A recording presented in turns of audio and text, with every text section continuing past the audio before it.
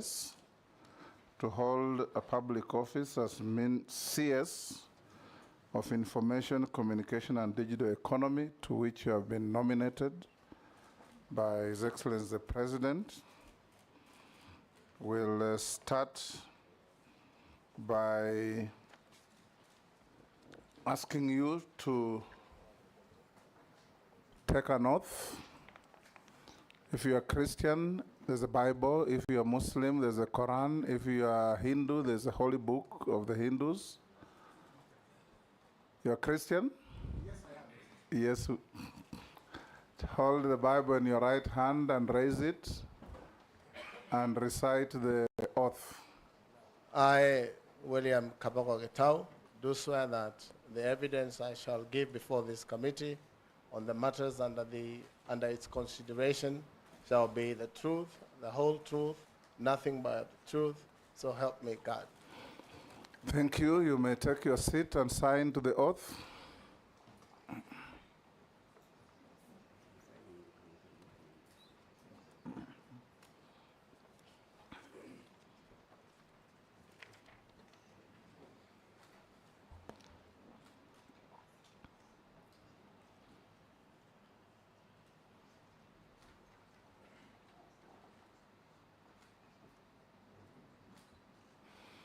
Good. If you haven't given your original documents for cross-checking with what we have, you can give to the sergeant to pass on to the clerk. This is a committee of parliament on appointments in comparable jurisdictions. It's called approval hearings. Here it's called vetting. We are to assess your suitability or otherwise to hold office to which you have been nominated. I'm the chairman of this committee, being the Speaker of the National Assembly.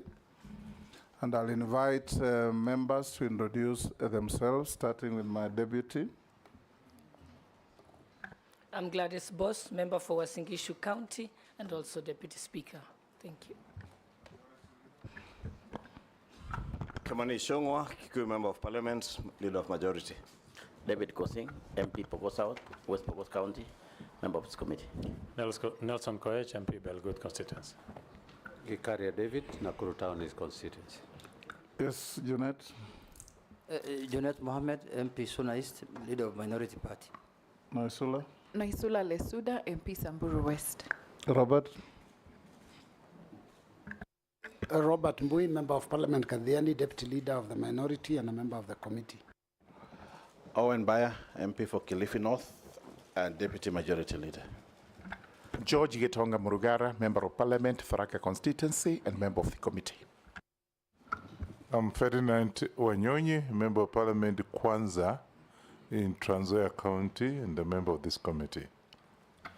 Abdul Rahim, MP for North Imenti, Meru County. Mase Mary, member for Teso South, and a member of this committee. Abdi Shurie, MP Balambala, Garissa County. Mishimboko, MP Likoni, a member of this committee. Rehab Mukami, County MP, Nyeri. Honorable Stephen Mule, MP Matungulu, Machakos County, a member of this committee. Samuel Jiroge, Clerk to the National Assembly. The rest of the team are our support staff. Honorable Kabogo, welcome to this meeting. Thank you. The rules of engagement are very simple. You address everybody through the chairman. That's number one. Number two, don't engage in any arguments with any member. And three, no member is allowed to harass you. When they ask a question, they're all in good faith and answer them as such. Four, no stories, just answer the questions so that we can, in the interest of time, make good progress. So for a start, I'll give you 5 minutes to introduce yourself, your name, your educational and professional background, your work experience, any key competences that make you believe that you are suitable for the role of Cabinet Secretary to which you have been nominated, and anything else that you think adds value to what we are doing. Thank you, Mr. Speaker. My name is William KABOGO LEE, born in Komodhai sub-county in Githunguri constituency. Went to primary school in Komodhai, Kitito, Ruiru, did my CPE, and then joined Thika Technical High School. And in 1978, I left for India, and I did a bachelor's degree in commerce. Came back in 1983 and joined Controller and Auditor General as an audit assistant in Exchequer and Audit Office. A job that was a bit boring. Then I looked for a new job quickly, and I found a job in Mombasa as a business advisor for an NGO, where I rose from business advisor to executive director. Then come to 2002, it was the Uhuru time, the generation to join politics and lead Kenya. And at that point, I had become a businessman, an astute businessman, made a little bit of money. And I thought I would join the team, Mr. Speaker, to take the country to the next level. So I joined politics in 2002, August, was elected Member of Parliament for the larger Juja, which is today Juja, Ruiru, and Thika constituencies. Come the 2010 Constitution, Mr. Speaker, I decided to vie for a gubernatorial seat for Kiambu County. And I was successful, and I became the governor, first governor of Kiambu. And why I think, Mr. Speaker, this is a good job for me as ICT and Digital Economy Minister is that I managed, while at Kiambu, to digitize the entire revenue collection in Kiambu County, taking our revenues from 800 million a year to 2.7 billion in 14 months. I also managed to digitize the health systems such that there would be seamless work by doctors in treating Kenyans in all our Kiambu hospitals. Also had developed management information systems for Kiambu County so that from a dashboard, Mr. Speaker, I would be able to know exactly what is happening in each of the ministries, the 10 ministries. So really, that gives me a head start on, because my view, Mr. Speaker, is that the job of a minister is that of a manager and a leader. And with a big background, I have learned management skills and I have practiced them. And so I am suitable for the job of Minister of ICT. And as Peter Drucker says, it's about doing things right and doing the right things, a combination of which will give you good start in management skills, Mr. Speaker. It's a long journey, Mr. Speaker, but I've tried to condense it. While coming in here, I read on the Twitter, how is this guy going to manage an ICT ministry, yet he doesn't have a computer? Mr. Speaker, I started using computers in 1992. They were green, and used the MS-DOS language, you know, you know, you'd do CD, change directory, move the etc., and write programs. So I'm well conversant with the technical aspect of ICT, but information technology, communication technology, and the gist of putting it together, that's what a minister requires to know. Great. We'll ask members to ask you questions. Members, let's try and cover in the allocated time. I'll start with the Deputy Speaker. Honorable Kabogo, my question relates to the immediate challenges facing the world of technology, both here in Kenya and overseas, that I'd be more concerned about here in Kenya. You know that recently we've had cyber attacks targeted on critical government websites and government services. So my question will be, I'd like to hear, if approved, how will your ministry ensure that we have resilience and rapid recovery of these government services when we do have those attacks? I also would like to hear what strategies you have to deal with the growing challenges posed by social media phenomena such as fake news, misinformation, disinformation. What strategies would you promote to ensure that we still uphold freedom of speech, but also protect the country from fake news and misinformation? And lastly, also your ideas on how to deal with the big challenge of concern by use of unethical use of artificial intelligence to terrorize people or to promote misinformation again and disinformation. Thank you. Go ahead. Thank you. On the issue of challenges on cyber attacks, this is a world phenomenon today. But other countries in the world have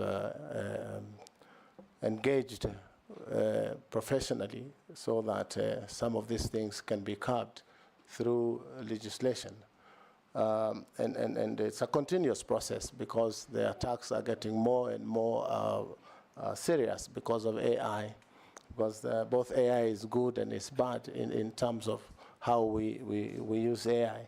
But the challenges are real, and the only thing is to be able to put resourceful people and money in terms of developing firewalls and things like that that will stop cyber attacks. And in real time. And this would be difficult given the status of our country in terms of use of where we talk of things that have already happened. And that is why it's important to have digital information available in real time so that decisions can be made in real time. And that is possible. Social media, misinformation, and things like that. Apparently, this is happening again in the whole world, where very energetic young men and women on social media take to social media to send information, some fake, some real, some by use of AI. They could easily get my picture as Kabogo and use it to spread fake news as it is me who is saying. Suffice to say, Mheshimiwa, that the laws are there. We have, for example, the computer misuse and that law that governs such misuse is just a part of enforcement that needs to be improved, and also regular review of the law, but also cognizant of the fact that there is freedom of expression in Kenya. And we have to strike a balance so that the freedom of one is not used to infringe on the freedom of others. But more so, we should be thinking about engaging the younger generations, the Gen Zs, the millennials, on how to have ethical use of cyber space or internet space. Because today there will be Gen Zs, but in a couple of years there will be fathers. And the engagement should be such that if you put Kabogo in a coffin, as is the case now, at one time there will be fathers like me. How would they feel when their father is put in a coffin? Genuine engagement with the parties that are sharing this platform. On the challenges of the use of AI, I said AI before is good because it helps. If you want to know something today about anything, AI can help you, because AI, what it does is try to mimic human behavior and human thinking. And it's quick, it's information on your fingertips, but badly used will be detrimental to any nation. We should be able to have laws that help in our behavior and our attitude in terms of engaging and using AI. And from time to time, if I'm confirmed in this ministry, we should be able to engage the legislature to see that we have laws that help so that there is a balance. Again, I am aware of the very, very vibrant constitution that we enjoy today that has freedoms that I would not be the one to get into the toes of breaking other people's freedoms, but cognizant of the fact that there should be a balance. And I think I've answered your 3 questions. Thank you. Michungwa. Thank you, Honorable Speaker.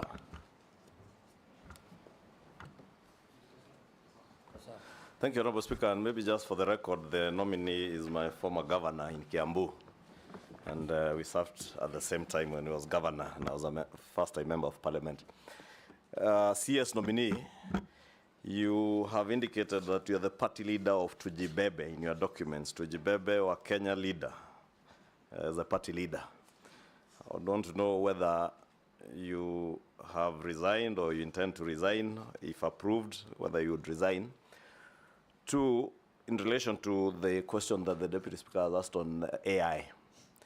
This is a question from a Kenyan living in Finland who tells me he recently, and he also comes from Kiambu, he recently read an article in one of the newspapers in Helsinki on the working conditions that are described as equivalent to modern slave labor, where American big tech companies are using young Kenyans, especially to do what is described as harmful, removing what is described as harmful content or crude content on Facebook, on TikTok, Instagram, on largely main social media platforms.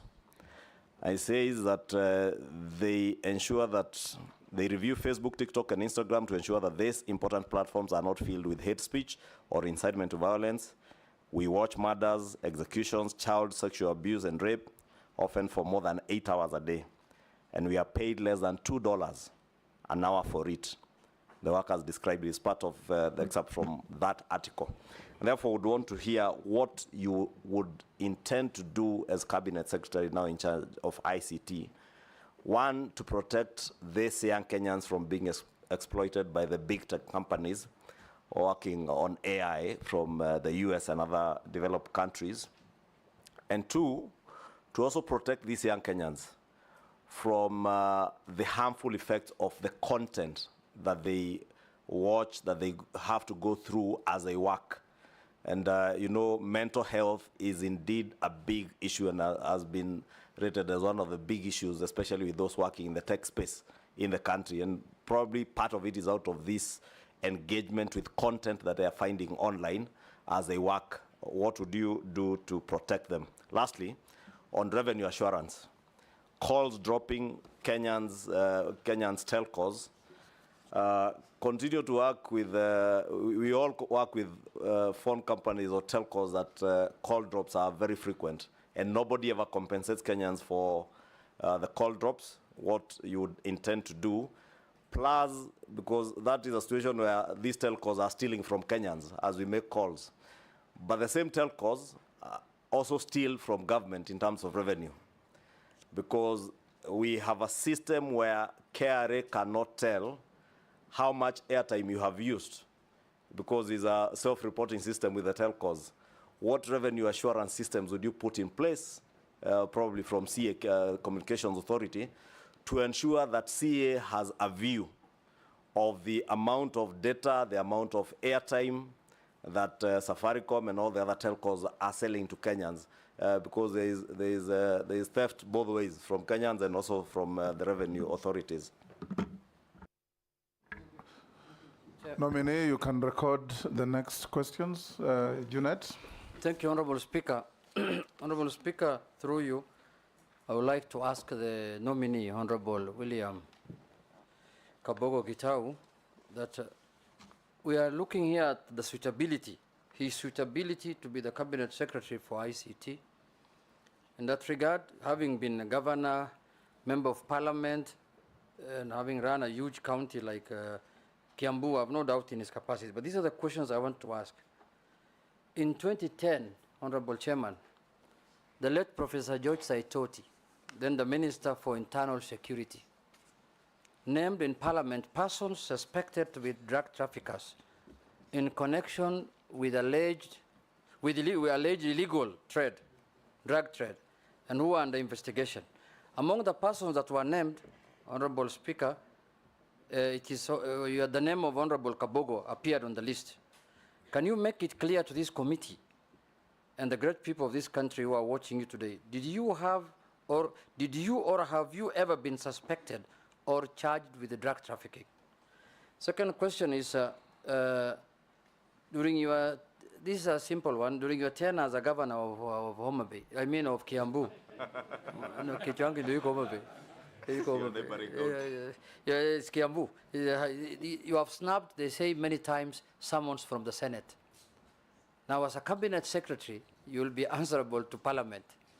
These are, other than the appointing authority, these are your next employers, second employers. You will appear here every day to answer questions on ICT and those kind of things.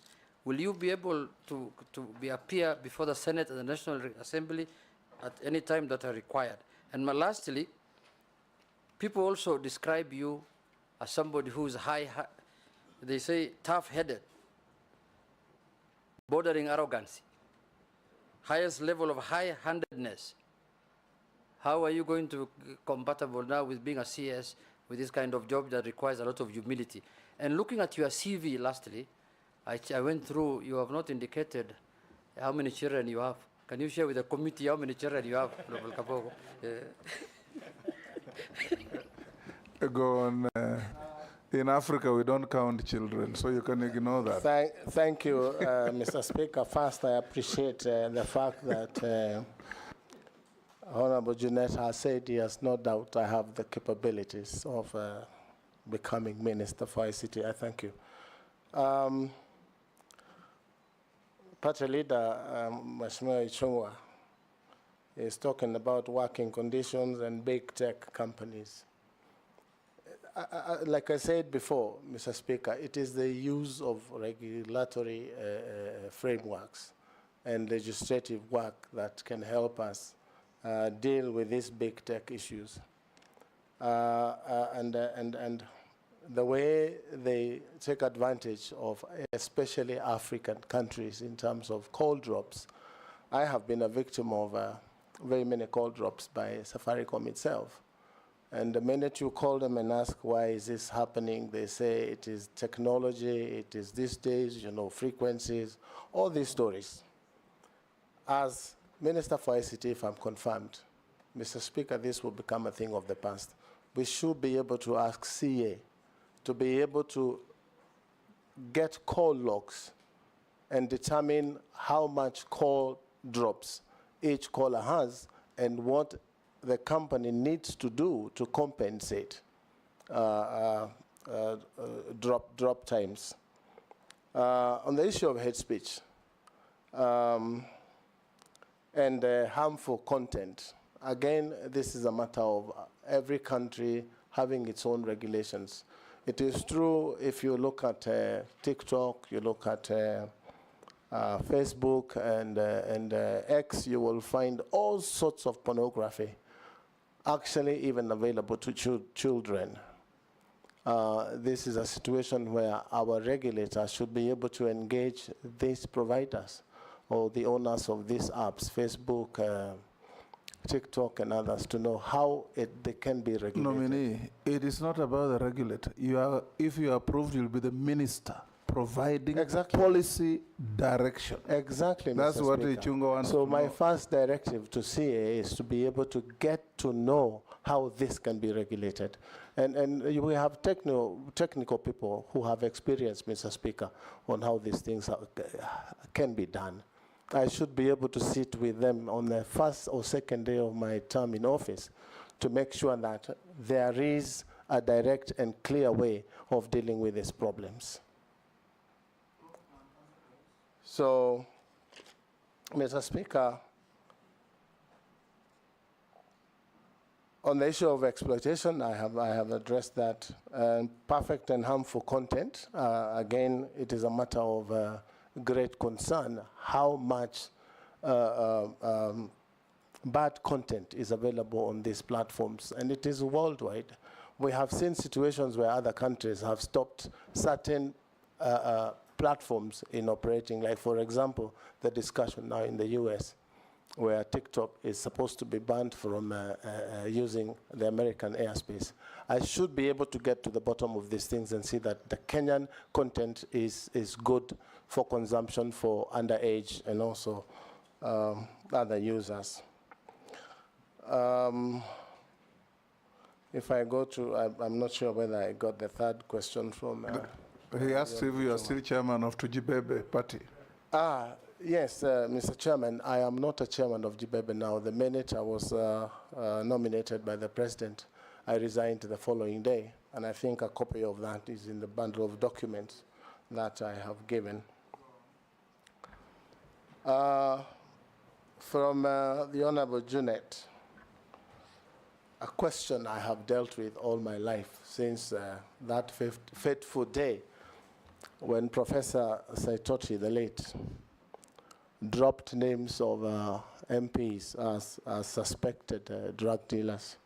I want to say here on record, Mr. Speaker, I have never, ever dealt with drugs of any kind all my life. Mr. Speaker, this is... Not even Panadol? Mr. Speaker, I do not imagine that Junet Mohammed was asking about Panadol. I have some in my pocket if it's just Panadol. But I know he's talking about hard... You know what he he's talking about hard drugs, cocaine and the rest. And this is a very disturbing subject, Mr. Speaker. But I invite Kenyans also to have a look at the dossier that Mr. Saitoti brought to the House. It's a dossier such that, Mr. Speaker, if it was given to Inspector Mwala, it would not pass Mr. Mwala's table for a script.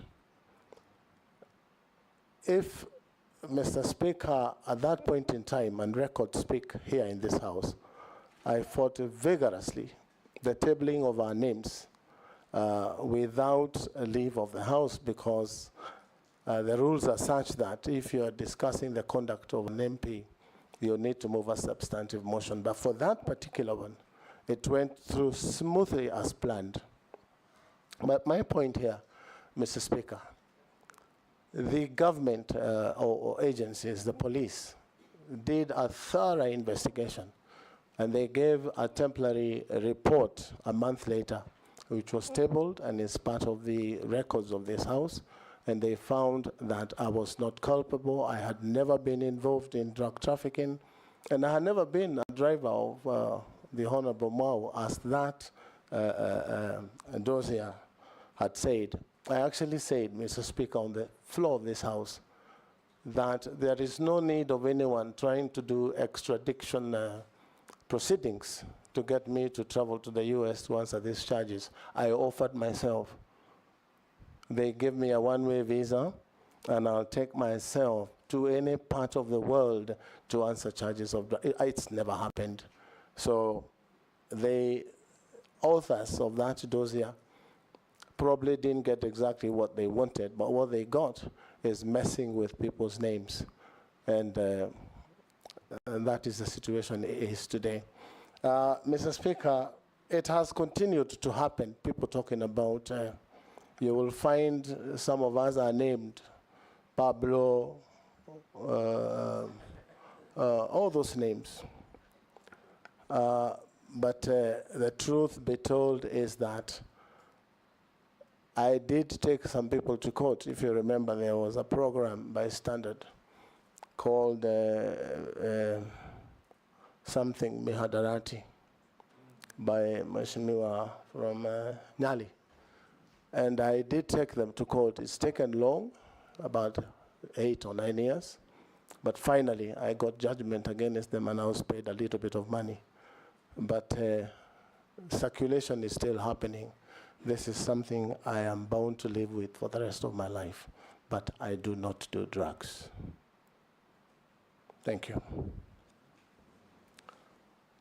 That was a tough one. Yeah? You've not answered one. He also asked you But when you are governor of Kiambu, I you am going to- snubbed I'm going invitations and summons to attend. I'm going there. Okay. Thank you, Mr. Speaker. You And- know, it and was the perception of being high-handed. It is. Pardon? Go on and answer the questions. Yes. Yes.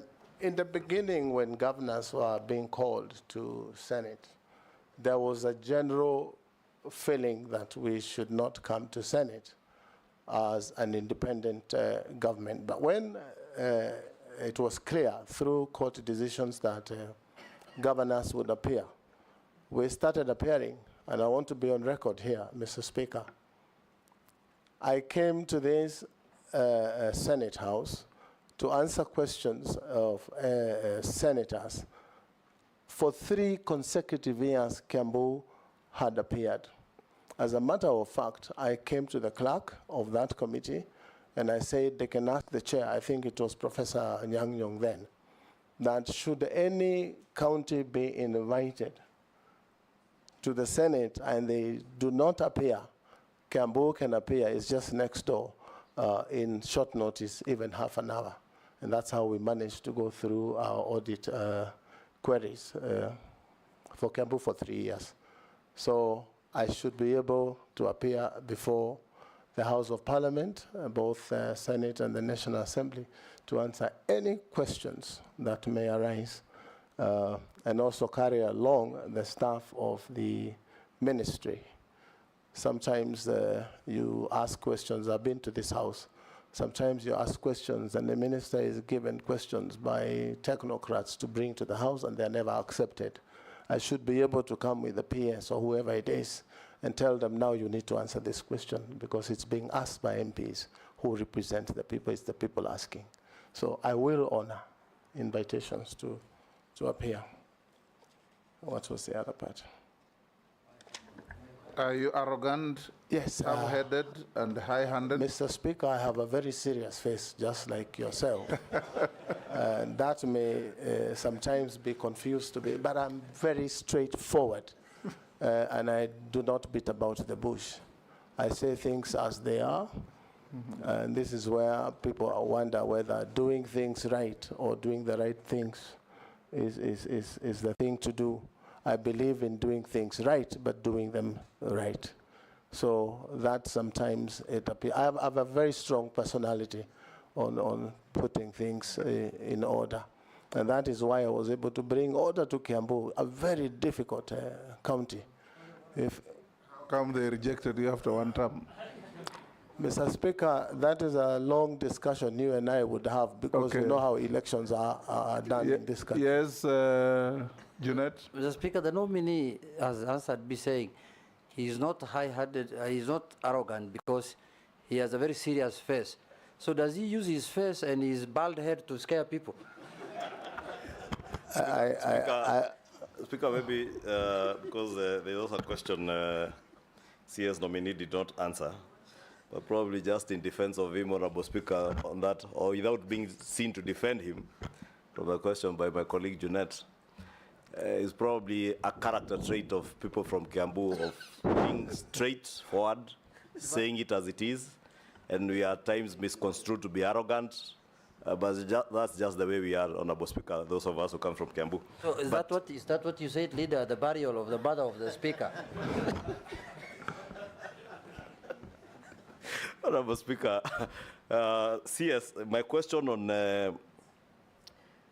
the big tech companies is how they're exploiting, and in fact, that article spoke of the work that is usually done by students, housewives, and groups of people who are in a weak position. So what I wanted to hear from you is what policy proposals would you be having to ensure, one, that the big tech companies first conform to our labor laws. 2, they are not exploiting these people because they're in a weak position. Because what they are doing is taking advantage of our students because they can be paid $2. $2 translates to about 300 shillings an hour. But in the US, nobody will be paid $2 for whatever mundane task you are given. So I'd want to hear what policy proposals you'd bring into the ministry to ensure that we enforce our labor laws with the big tech companies, as much as we're in a third world and developing country, but also big tech companies are not taking advantage of our resource, because these young people who are tech savvy are a resource to this country and to the world, and therefore they ought to be compensated properly. That's the bit CS, I think you did get the question. He's a CS nominee. He's not CS a nominee. CS yet. Yes, it's a good prayer, Mr. Speaker. You will realize, Mheshimiwa Ishongwa, that it's not only affecting Kenyans on outside jobs. Even the local content creators, like in music, that put their stuff on YouTube, they rarely get value for their content. So I should be able to bring into Parliament a bill that should be able to regulate how much money content creators are paid, just like the coffee industry. There are brokers in this business of digital economy who take advantage. You'll be surprised that probably a job like that is paid for $200 and only $20 or $10 that get to this. So we should be able to do that through some regulation and some law. And knowing how vibrant our young people are, they would be happy, especially the Gen Zs. We can redirect their energy into using that energy productively to make money in the digital economy. So I should be at the forefront in terms of bringing laws or amendments to our laws so that our labor laws are applicable. But again, challenges of enforcement is something we would need to worry about how to enforce, because the employing agency is an American agency, is a British agency. How do we apply it online here? So, and those are things that the technical people in the ministry should be able to advise. Pausing. Thank you, Mr. Chairman, our Speaker. Honorable Kabogo, people listening to you and watching you, particularly from rural areas, are worried.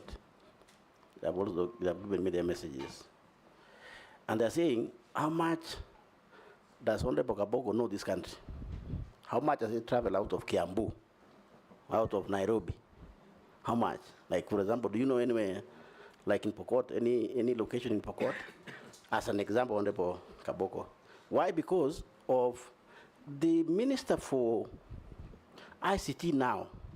It's actually about the rural areas in terms of communication, you know, in terms of telephone communication and so on and so forth, which actually lacks in this country, Honorable Kabogo, and particularly pastoral areas, conflict areas, where if we had this communication, maybe it would have helped us to reduce these conflicts.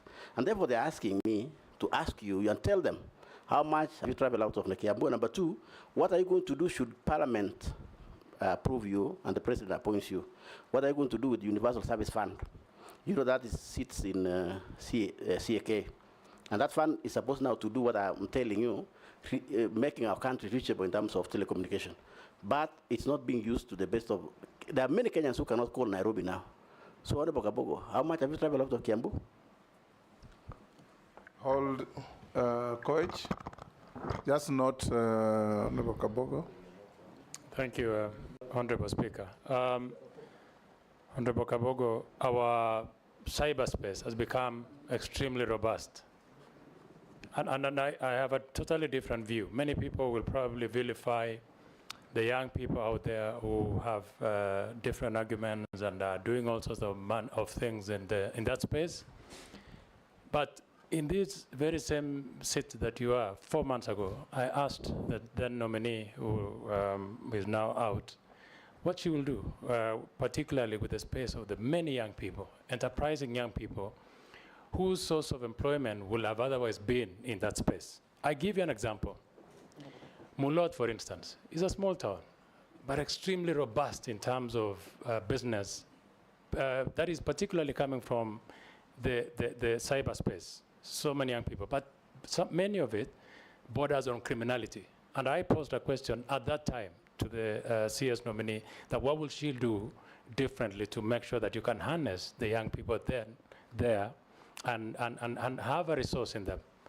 She promised that she was actually going to look into it. She was going to probably even build an institute and tap on the knowledge of these young people and onboard them into genuine business and transactions online. Of course, she didn't do it. I really want to peg my hope, assuming that you are approved, and I really want to hear your thoughts. What are your plans to these many young people out there? You look at the communication there on the internet, and you can see frustration. And many people are educated. Can we tap this otherwise unuseful communication on the internet and make a resource out of it, make those people earn their income from that space, and in a way, we will get rid of the negative communication that we have in the cyberspace. What are your thoughts, Honorable Kabogo? Naisula, take the next, Honorable Kabogo. Thank you, Chairman. And one of my questions was raised by Honorable Kosing on the issue of ensuring that every part of the country, Kenyans can access telecommunication services as a basic right or need. My question is on the issue of data protection. There's been a conversation in the country about how people are accessing individuals' data. When you talk about people who are to be arrested or to be found and their data is accessible, you know, through the telecommunication providers. It cuts the same way. Members of Parliament here also, their data is plastered all over, and they get kusalimiwa. I would like to get your views on data protection of individuals in the country for everybody, because it's a double-edged sword. It cuts both ways for everybody, and how you're going to ensure that individual data is actually protected. And then the last question is that many Kenyans have suffered financial losses from SIM swap fraud and other electronic money-related scams. If approved, what strategies will the ministry adopt to address, mitigate, and prevent SIM swap fraud and ensure online safety for all consumers? Yes, can you answer those? Thank you, Mr. Speaker. I can't remember the name. Honorable Posing. Posing, yes. I thought all members introduced themselves. Kabogo, Mr. Speaker, Kabogo is very widely traveled in Kenya. I know every corner of Kenya. I remember holding a harambe in his constituency with one of the ex-former ministers. So I have traveled. At some point when I was younger, Mr. Speaker, I would fly all over the country, so I am conversant with Kenya. And be assured that if I'm confirmed, this digital divide will be a thing of the past. As you have said, USF funds are there available, probably to a tune of 115 million if my research, 115 billion if my research is correct. And we should be able, if you look at the master plan of the ICT department, is to connect Kenya. And I want to be the minister, Mr. Speaker, if confirmed, who connected Kenya 100%. Mr. Speaker, you realize that from TIMS, Kenya government owns 20% of the internet in that cable. And you will find only 2% of that is tapped and utilized by Kenyans and more so government departments. So I should be the one who will make sure that that 20% is spread in the whole republic. And for cases where security is a threat, we have satellite services like what Starlink is doing now. So government should be able to have a discussion with satellite internet providers so that the entire republic is connected. I'm cognizant of the fact that there's a plan to put 100,000 kilometers of fiber optic cable to connect the country, but also cognizant of the fact that most of those cables are not lit. So if I'm confirmed and going to the minutes, I should be able to make sure that the cables that have been put so far are lit, and Kenyans can enjoy internet services in the entire republic. Cyberspace from Honorable Koech, and what we will do to make sure that we harness the energy of the young men. Mr. Speaker, I want to say that I want to be that minister that engaged the Gen Zs and made sure that their energy was converted, and they will be so engaged such that they will be able to make money, business in the digital platform. And Mr. Speaker, when I was in Kiambu, I did see the plight of the young and how poor the young men and women were, and they had gone to school. We had pushed them through school, and we told them, you study and you will get a job. But there were no jobs after university. And I really got surprised at some point where graduates and doctors were very happy about kazi mtaani. And that's a very sad story for a graduate to go to kazi mtaani. So I started a biashara fund where we set aside 300 million shillings for small loans to young boys and girls, and mostly women, disadvantaged communities in society. And we entered into a contract with the bank so that the bank will do the core business of lending, but use our money at an agreed interest rate. So I want to be the one that will persuade government that we can put resources aside and do these startup hubs where young men and women will be able to employ themselves. This is besides, Mr. Speaker, the 1,450 ward hubs that the president has initiated. I have a feeling that every one of those ward hubs would bring forth about 10, so that the young men and women can get access to affordable loans. You realize that today the non-collateralized loans in Kenya are charging interest of up to 20–25%. And really there is no business a young man would do and be able to pay interest of 20%. So if we can get non-collateralized loans by government, or a collaboration between government and, for example, KCB, loans will be given to these young men, and it's startup loans. And what we did in Kiambu, we gave loans through LPO loaning, so that you don't give them cash. So that if it's computers, they would get computers, and they would get routers and all these things that you need in a digital hub. And then they would use the digital hubs for a period of 2 years, for example, during which they should be able to get money and support themselves. So that's one of the things that we could initiate. Data protection, I think, from the Honorable Lesuda. You know, I understand the concern of data being harvested. And if you listen on social media, you will see people attacking that Safaricom has released people's numbers, and then they are being given to Kenya Revenue Authority. I say from the front that if that happens, it is illegal, because we have laws that protect data. I am told, and I want to reliably believe, that only a security threat would cause sharing of data. But I would want to be the one that makes sure that private and personal data is protected by government if I were to be nominated.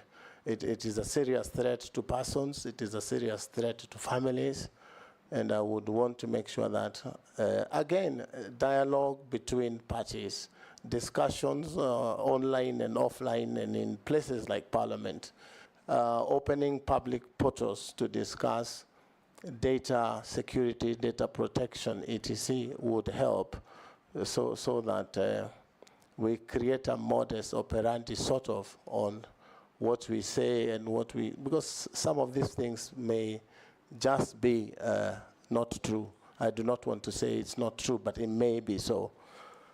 I think, Honorable Kabogo, I think it's better to correct you on the issues like it's not really the phone companies that have, like Safaricom, that are guilty of giving out people's data. It's usually those companies that ask for your details to get bonga points or so many points when you go shopping.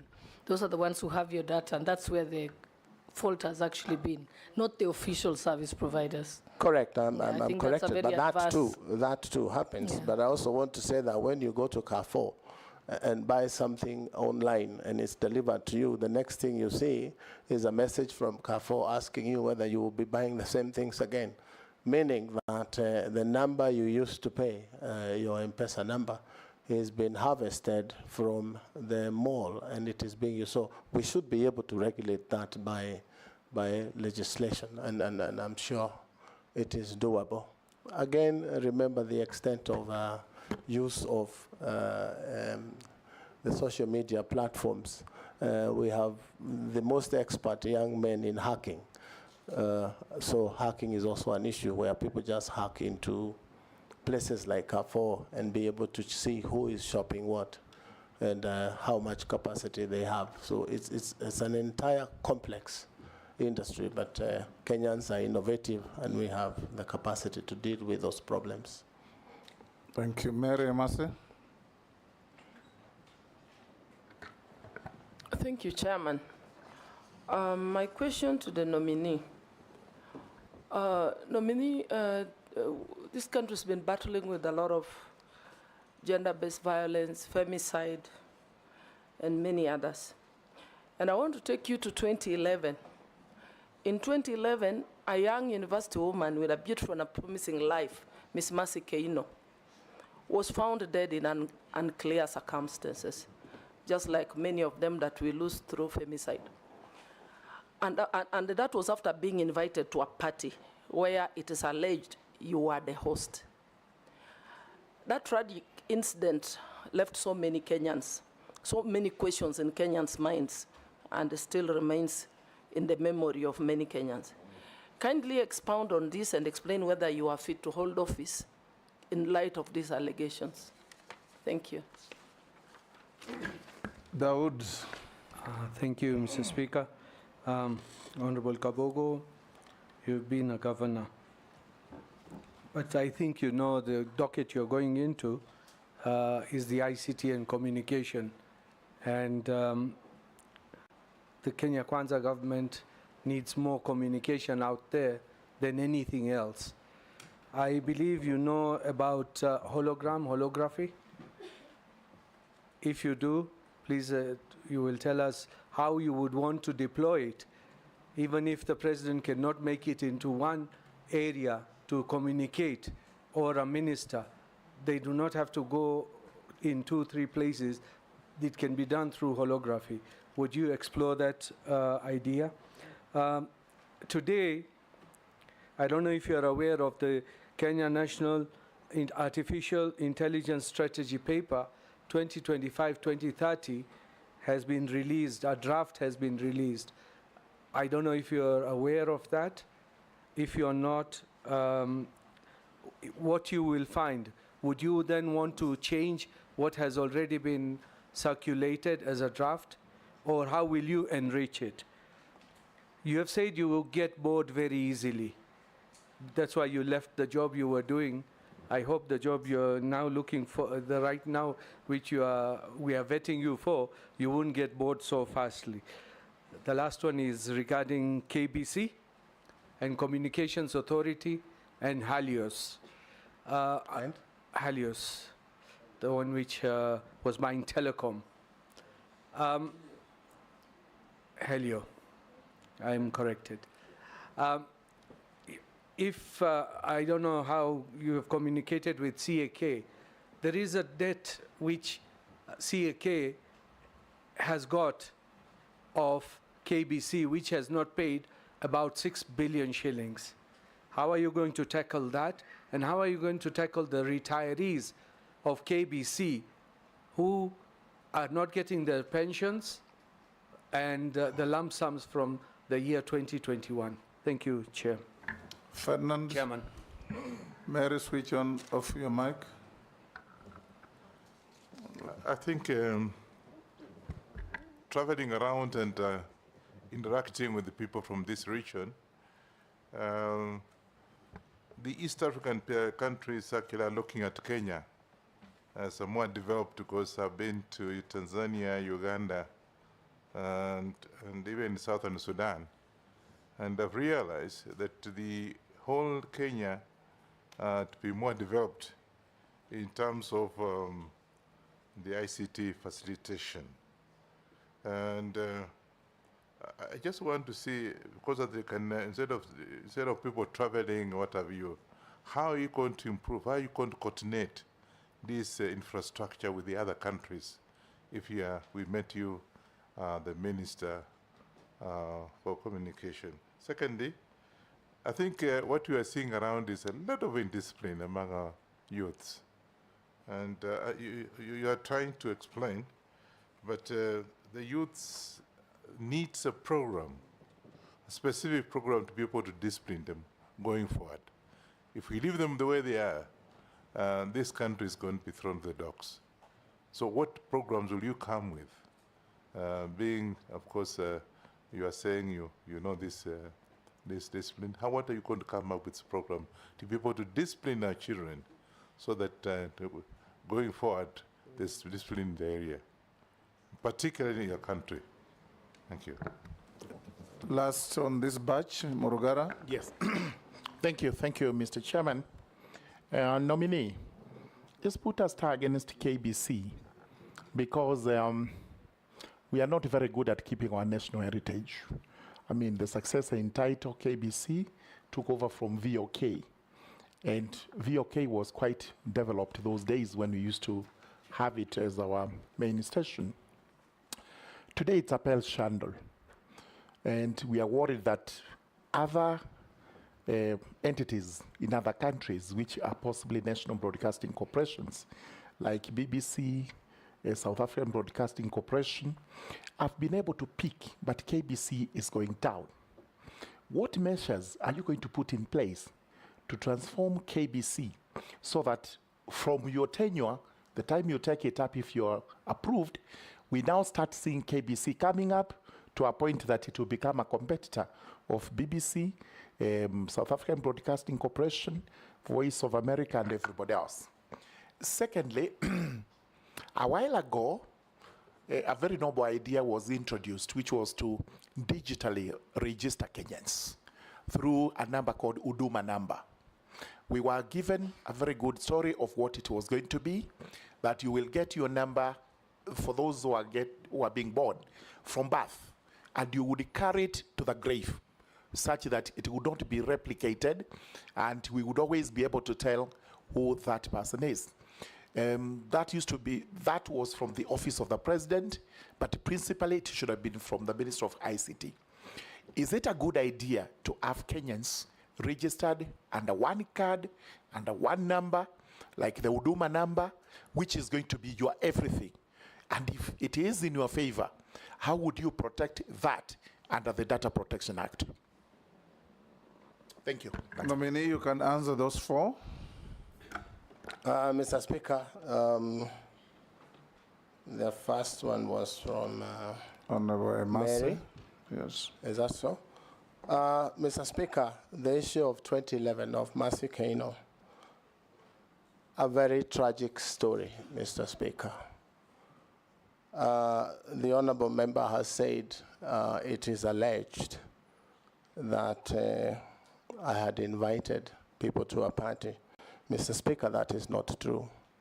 This is just a situation where you find yourself at a place at the wrong time.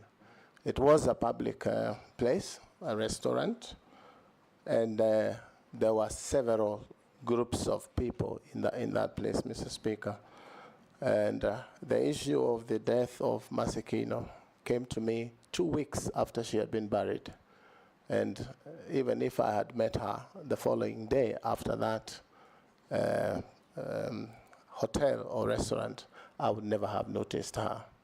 It is a sad story, and Kenyan life was lost, but I sincerely and truly had nothing to do with it. Suffice to say, Mr. Speaker, an inquiry. I think it was inquiry 22 of, I think 2012. It was done at Milimani Magistrates Court. And all persons of interest. An inquiry or an inquest? An inquest, sorry. Yes. I am not a lawyer like yourself, Mr. Speaker, so some of these terms. The two are different. Yes. So it was done, and it took about a year and a half, and all persons of interest were invited, even those that had not been there. Including yourself? Including myself. I was governor, but I managed to be able to sit in there for 6 days, cross-examination, examination in chief, etc. And I was exonerated by the judgment of that court, a court that made a finding that the late Masekino was a victim of a hit and run by a truck. And that matter rests there. It is a sad story. There were videos played of the scene in the restaurant. And when I was speaking to the father of Masekino at the inquest, I was urging him really not to watch those videos, because they were videos that were not very nice for a parent. I sympathize with the family of Masekino. May her soul rest in peace. But I am certain that as a child, and a God-fearing child, I believe that one day the truck driver or whoever it is that was in the truck that killed Masekino will be able to come out and say, unfortunately, I kept quiet, but I did it. And I hope that day will come.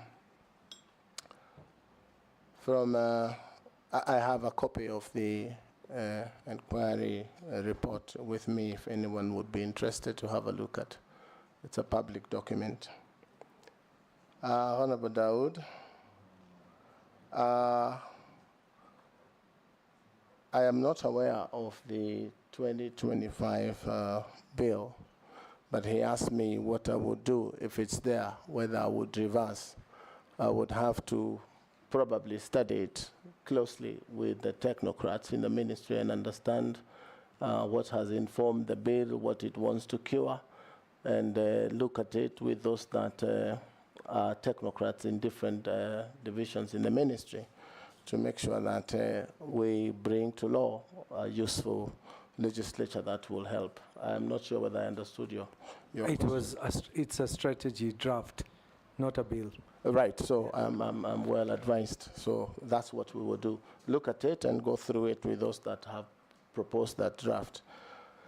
Holography it's a welcome idea. It's of today's world, that's what is happening. So it's something we could embrace. But again, with AI, we have to be careful about what is disseminated, because through AI, many things are happening today. I was asked to, KBC, the Horace loan, and what we would do with Kenya Broadcasting Corporation as an icon, a historical sort of thing for Kenya from VOK. In my mind, Mr. Speaker, KBC needs a total overhaul. It needs to be reassessed how it's operating, so that if you look at BBC and other, Al Jazeera and others, they have a contribution from state that funds public broadcasting, so that KBC may have a wing of public broadcasting and the commercial division that takes care of its commercial entity. I've talked to a couple of people and they say KBC has got a lot of land. They could sell their land and revamp KBC financially. From the school of thought, Mr. Speaker, when you sell the first parcel and sort out the employees' emoluments and pension and statutory deductions that have not been paid, and probably buy a few cameras and things like that, they go back to the same hole a year later, they will pick the next plots and sell until the 8th one is sold and they have no plot to sell. we should be able to go in and reassess the viability of KBC as it stands. I have come across during briefing something that says they want to borrow from, I think it's Spain, a tune of 12 billion to revamp KBC by buying new equipment, broadcasting equipment, etc., etc. And that, to me, sounded very worrying. Because you will look at other broadcasting stations like, for lack of a better example, like Citizen. And if you assess the sort of money they have used to make their broadcasting stations what it is, 12 billion is completely exaggerated. I should be able to go in there, send out a team to the world online, and find out what sort of equipment KBC requires and how it needs to be brought back into a world-class broadcasting station. If you put your TV on this evening, Mr. Speaker, and you put KBC, and there are young men and women in that house, you will almost get a bashing. What are you doing in that station? I want to be the one who sorts KBC. If you put it in your house, people will want to watch because it's got the right content in terms of broadcasting, entertainment, and things like that. You'll find a radio station from KBC. If you drive up the mountains, any part of Kenya, you will keep losing the wave because they say the equipments are obsolete. There is also a situation in the world that is happening now, Mr. Speaker, where you don't have to buy equipment. You can lease equipment. And the lessor of equipment is responsible for managing and keeping the equipment running. And if it fails, they bring in new equipment. That may be cheaper. Because if you buy equipment today and they say the life of equipment is about 5 years, so does it mean KBC should spend another 12 billion shillings in reorganizing KBC? I believe it can be a world-class broadcasting station with support from government for public broadcasting in public interest. But the other division that is commercial should be able to sustain itself. And that is something that I think we can do fairly quickly as a quick win. You talk of a debt. As I was receiving briefs, Mr. Speaker, there is debt to Telecom, debt from so-and-so, debt owed to CA. There's so much cross-debt in government sagas that some people say we will not pay because we are owed. You find a place like Telecom, when it comes to paying, they say it will affect public in this way or the other. But when it comes to their own dues of paying, they say they are private. So these are some of the things that we need to be able to deal with so that Caesar is given what is Caesar's. There's a lot of money out there owned across these agencies. And probably we need also to find whether we can legislate on how debt across government agencies can be controlled, like in any business. Mr. Speaker, we are talking about debt owed from one agency to another. Through this ministry, if I'm confirmed, Mr. Speaker, we should be able to digitize entire government business so that information is available. Even the issue that is very dear to the public in general in terms of pending bills is a very big issue in the country on pending bills. And you realize, Mr. Speaker, that Kenyans don't look at pending bills as a very serious concern because in my mind, pending bills, Mr. Speaker, is money borrowed from public. When a governor takes roads and gives contract of roads to Kenyans, for example, and he has not budgeted how those roads will be paid, a commitment is done, and a Kenyan entrepreneur will put in their money and do the roads and never get paid. So there's a lot of borrowing. You will find this to the tune, I think, of 150 billion owed to Kenyans by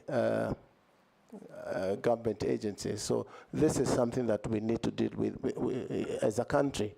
But if we have a system, like what I would want to propose, if we have a system that captures procurement and payments, at the same time, the control of budget will be able to see in real time and to stop some of these things.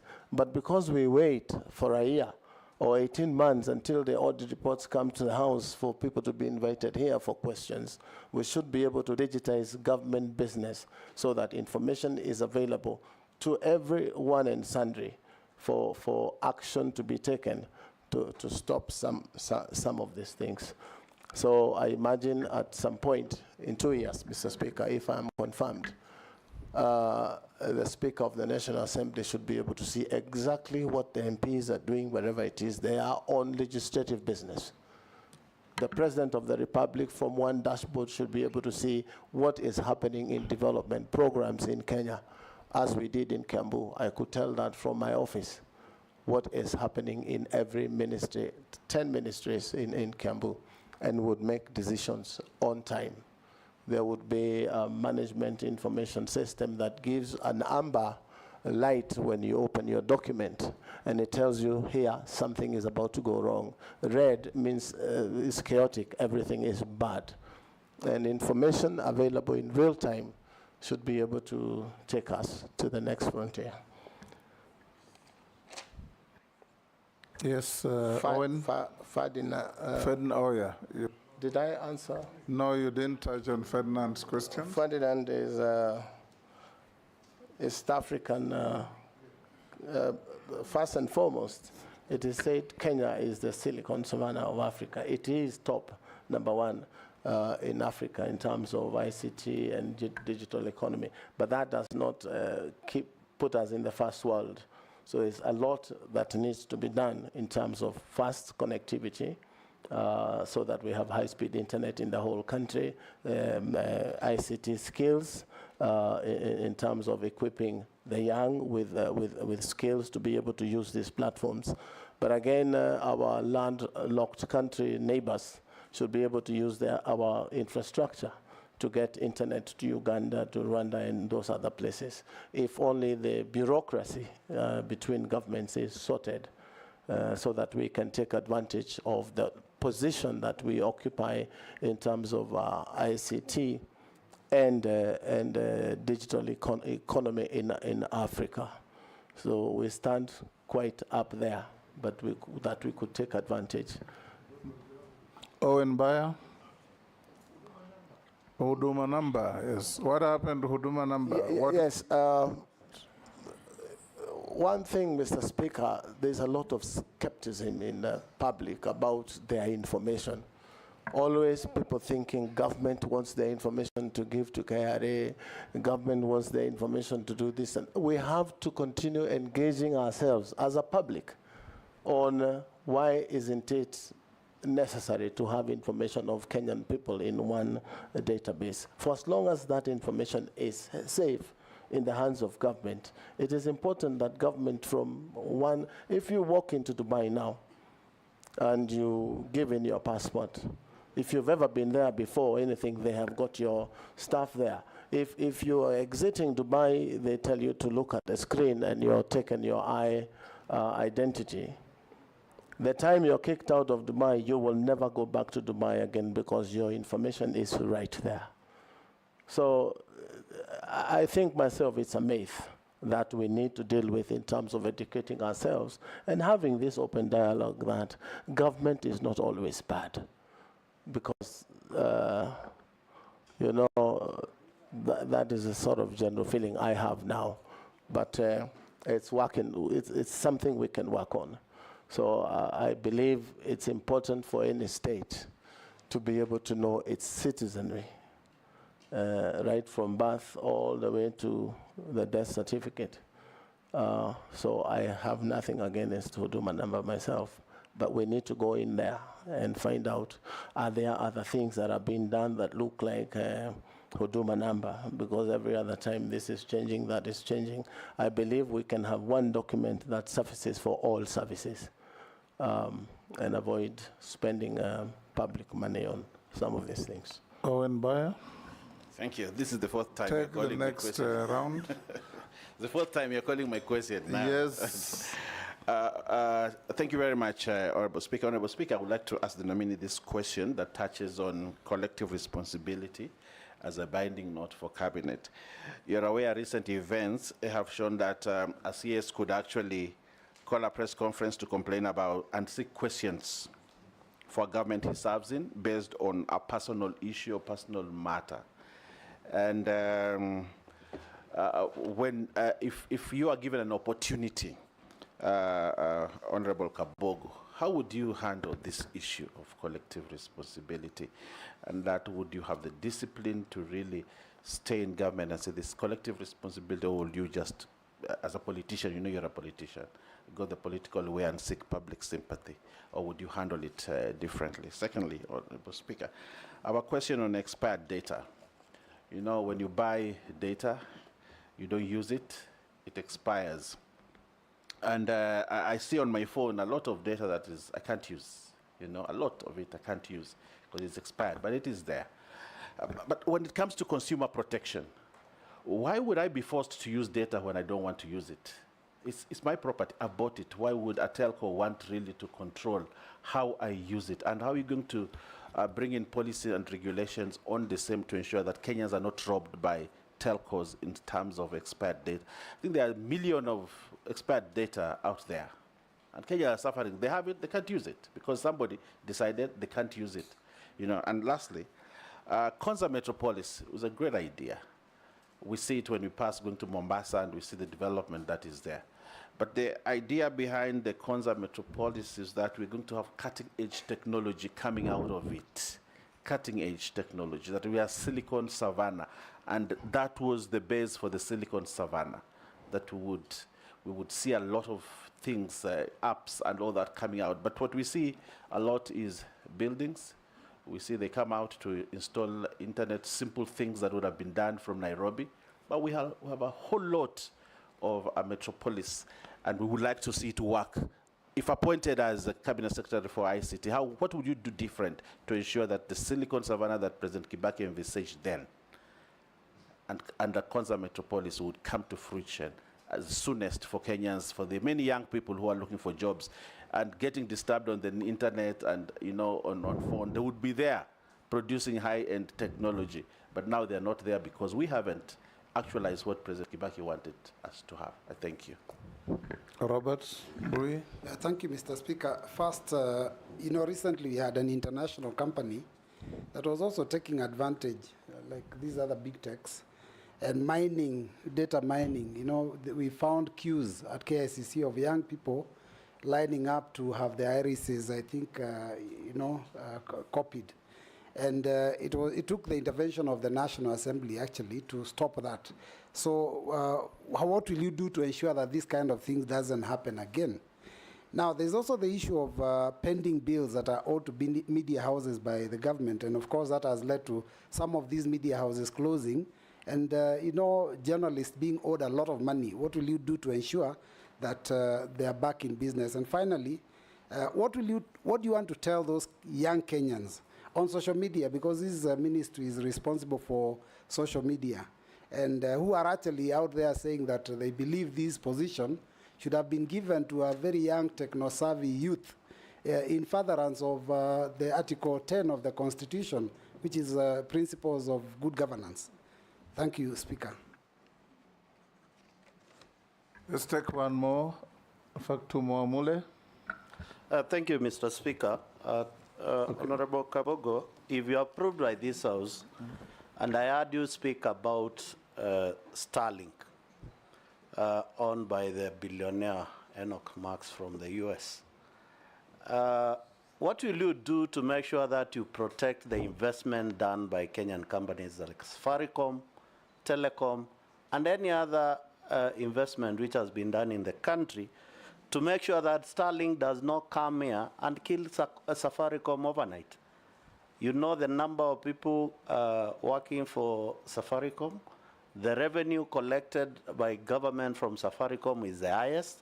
If we allow this under your watch, I think the Gen Zs will not let you smile.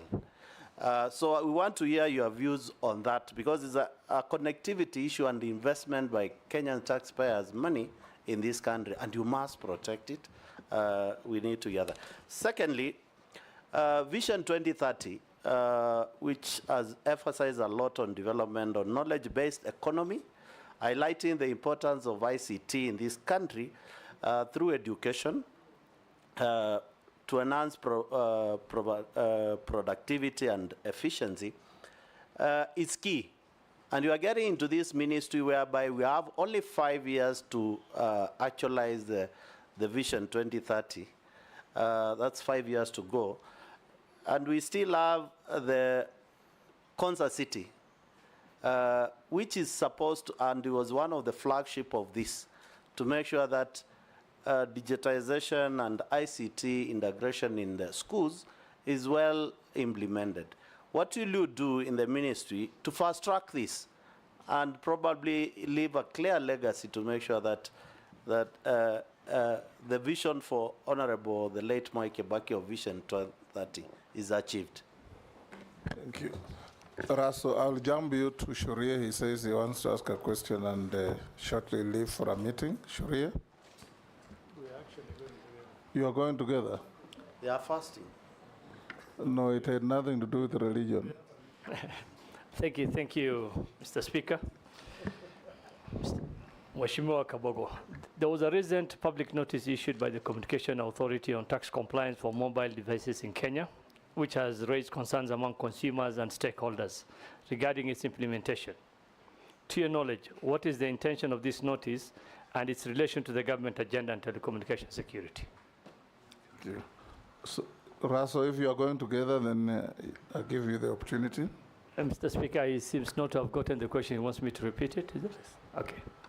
Through the chair. Through the chair, okay. Thank you, Mr. Speaker. There was a recent public notice issued by the Communication Authority on tax compliance for mobile devices in Kenya, which had raised concerns among consumers and stakeholders. To your knowledge, what is the intention of this notice and its relation to government agenda and telecommunication security? Thank you, Honorable Speaker. Okay, Raso. Honorable Raso. Thank you, Honorable Speaker. Honorable Speaker, I walked in late. My name is Dido Raso, MP for Saku. Honorable Kabogo, if the House approves your nomination, your ministry will be mouthful: information, communication, and the digital economy. The world has moved there. Actually, you will be sitting at the center of the world. The problem in Kenya today is about cyber security, about cyber bullying, and cyber attacks, and cyber crime. Currently, we have 20,000 services on eCitizen. If those sites actually are attacked, it means Kenya will be closed for a minute, for a day, even for a month. If you'll be given this position, there's the balance between securing Kenya, but also opening the digital economy for business. How have you placed yourself that Kenya runs, but at the same time, Kenya is secure? Thank you, Honorable Speaker. You can respond to those four. Thank you, Mr. Speaker. Yes. The first one was from, I think, Honorable Owen Bayer. About collective responsibility. That is the issue, the whole world, where collective responsibility is supposed to be. Excuse me, Mr. Speaker. And you talked about a recent situation where a minister of government came out and broadcasted dissent or his dissatisfaction on the issue of abductions. And I simply, from where I sit, and you said I'm a politician, I'm more a leader than a politician, because the politician thinks about the next election and the leader thinks about the next generation. So I belong to that other side. But from where I sit, that was very irresponsible of the Honorable J.B. Muturi, if I may say so, Speaker, without saying more. If I was or I were on his position or in his position, I would have taken my dissent to the appointing authority. And if I was afraid of facing the appointing authority, I would go to cabinet and air it there. And if I'm not satisfied, tender my resignation. I resign because I don't believe in what the government is doing in terms of abductions. But politicians, that's what they do.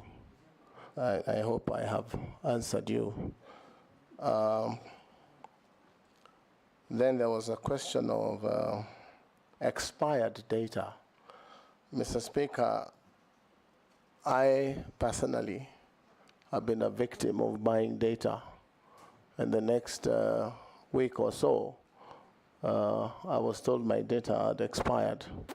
And if you go to my Twitter handle, I did express my concerns to Safaricom.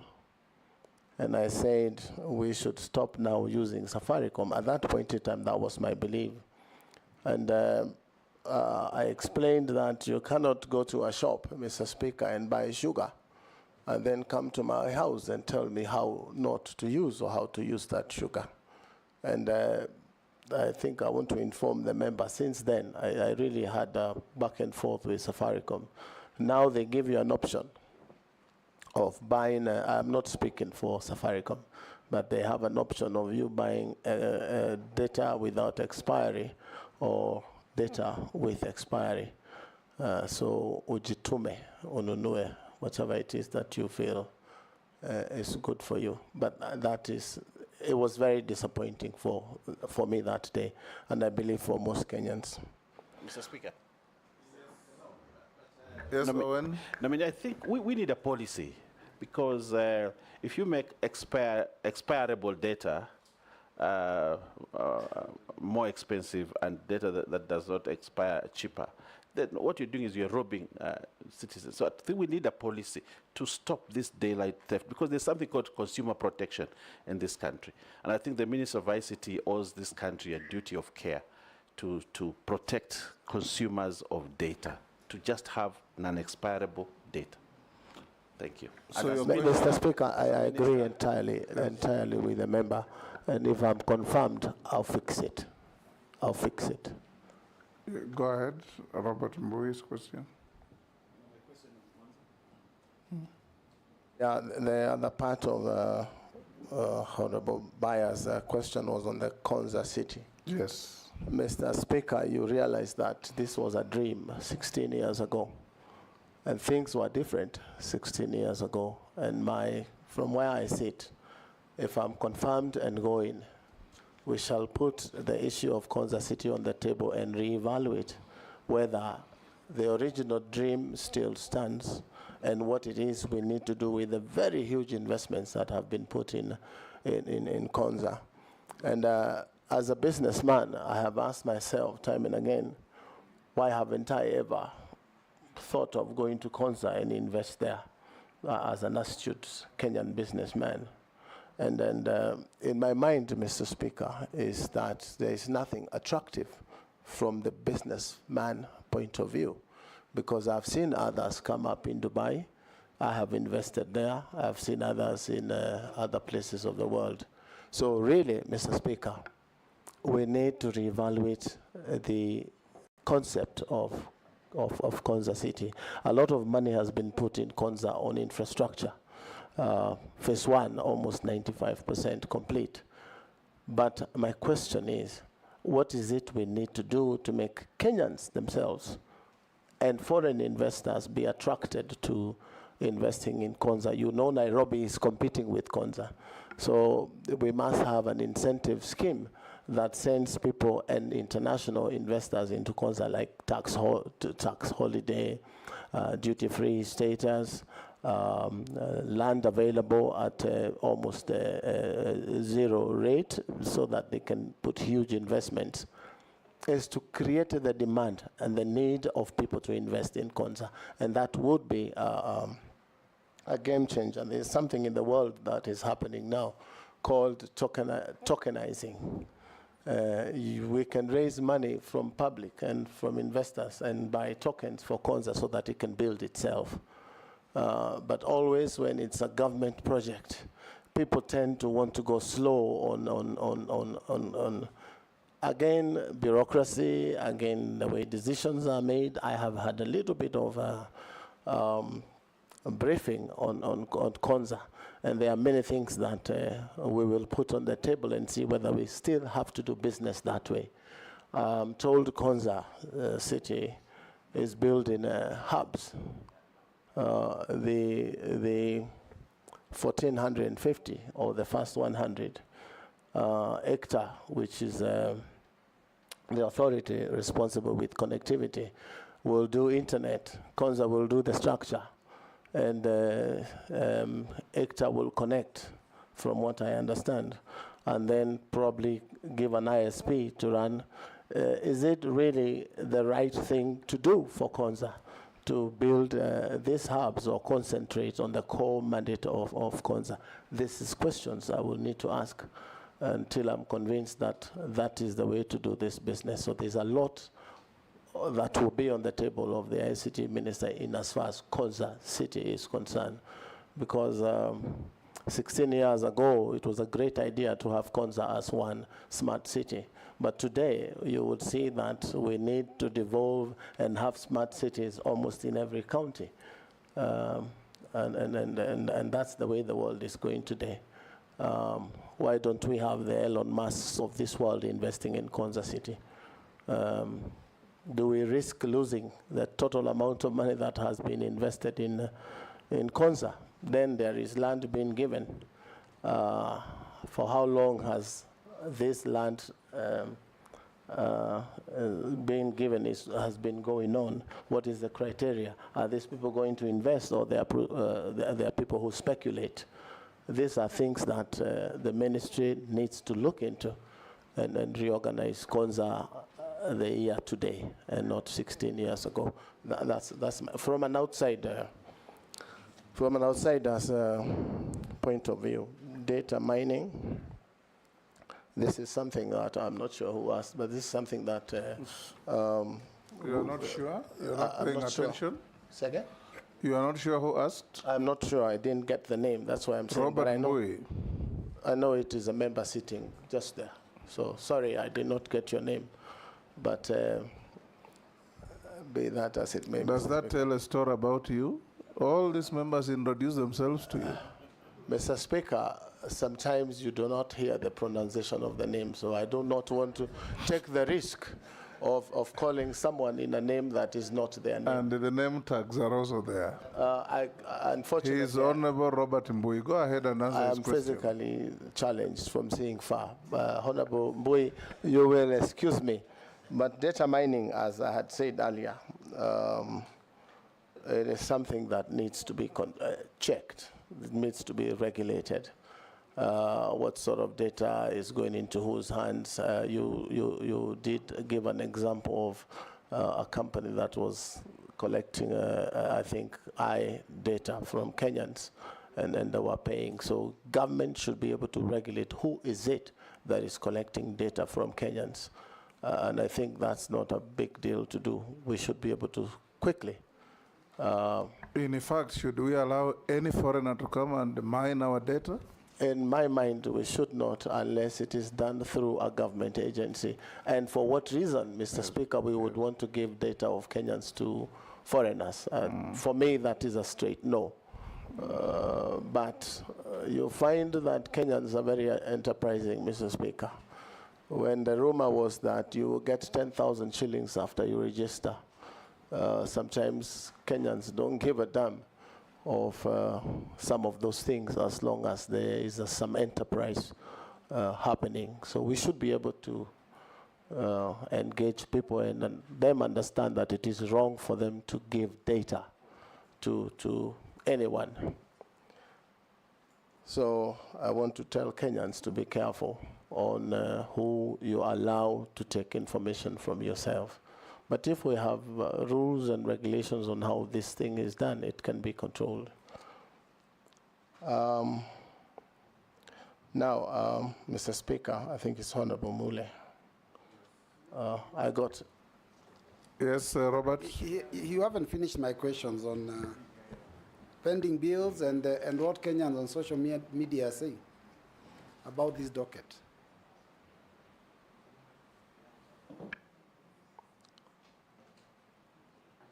I didn't get the question on pending bills, what it was.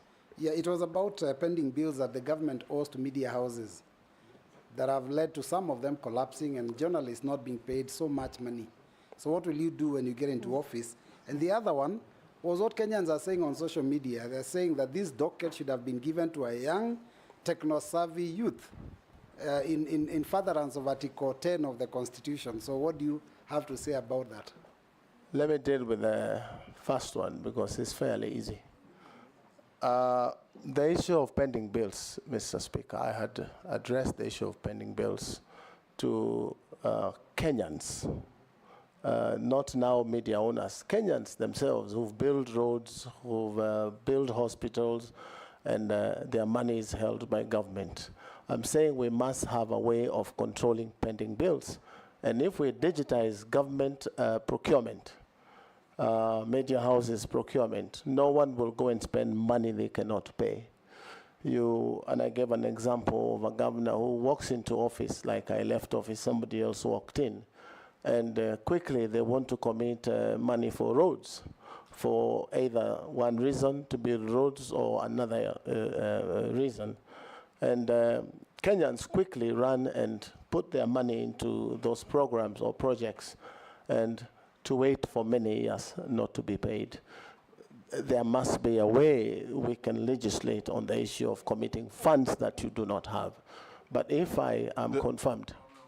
Well, there is already a legislation. The PFM Act says it's a criminal offense to procure goods or services in a public entity without an attendant budget. I am guided, Mr. Speaker, but you will see pending bills of some counties. For example, not even media houses. A county has a pending bill list of 7 billion, but their budget for development for 1 year is 1.1 billion. So really out there are many criminals that need to be brought to book. Very many criminals, including government itself. When you procure services of a media house and you do not pay, again, it touches on the same thing, procurement. And you will understand, Mr. Speaker, that there used to be something called e-procurement, which doesn't work. I am sure it doesn't work for a reason. Because if e-procurement works and IFMIS works, and the controller of budget is in between, you would never be able to commit money to projects for as long as those systems are working. So again, the laws are made here. Sometimes they are not enforced, like you're talking of the misuse of computer and cyberbullying and all those things. The law is there. It's just the enforcement. Suffice to say, there is now a new app. Mr. Speaker, I wanted to clarify that some of the pending bills, the Honorable Nominee, it's not necessarily that there was no budget that was there. There was budget and government procured the services, but there was no exchequer when the service was done. There was no money. You know, government, a budget is a document of intent. So they go and collect money. If they don't collect enough money, then they have no money to pay. That is the way it is most of the time. And if you can pay, if you can deal with the pending bill in your ministry in the manner that you understand, the better for the government. Sure.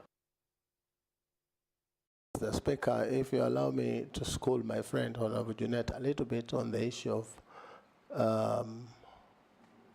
pending bills, is that the money was not there then. But if you look at it aggregately, the total is that if you have closed your books of the year and you have 7 billion spending bills, and the following year it turns to 9, it means there was no money for that particular project. Otherwise, if it was, you should be able to clear your bills in the successive year. But how you can accumulate 7 billion as your pending bills, even if there was no money exchequer then, it means there was a 6 point something billion that you spent that you could not, you should not have spent.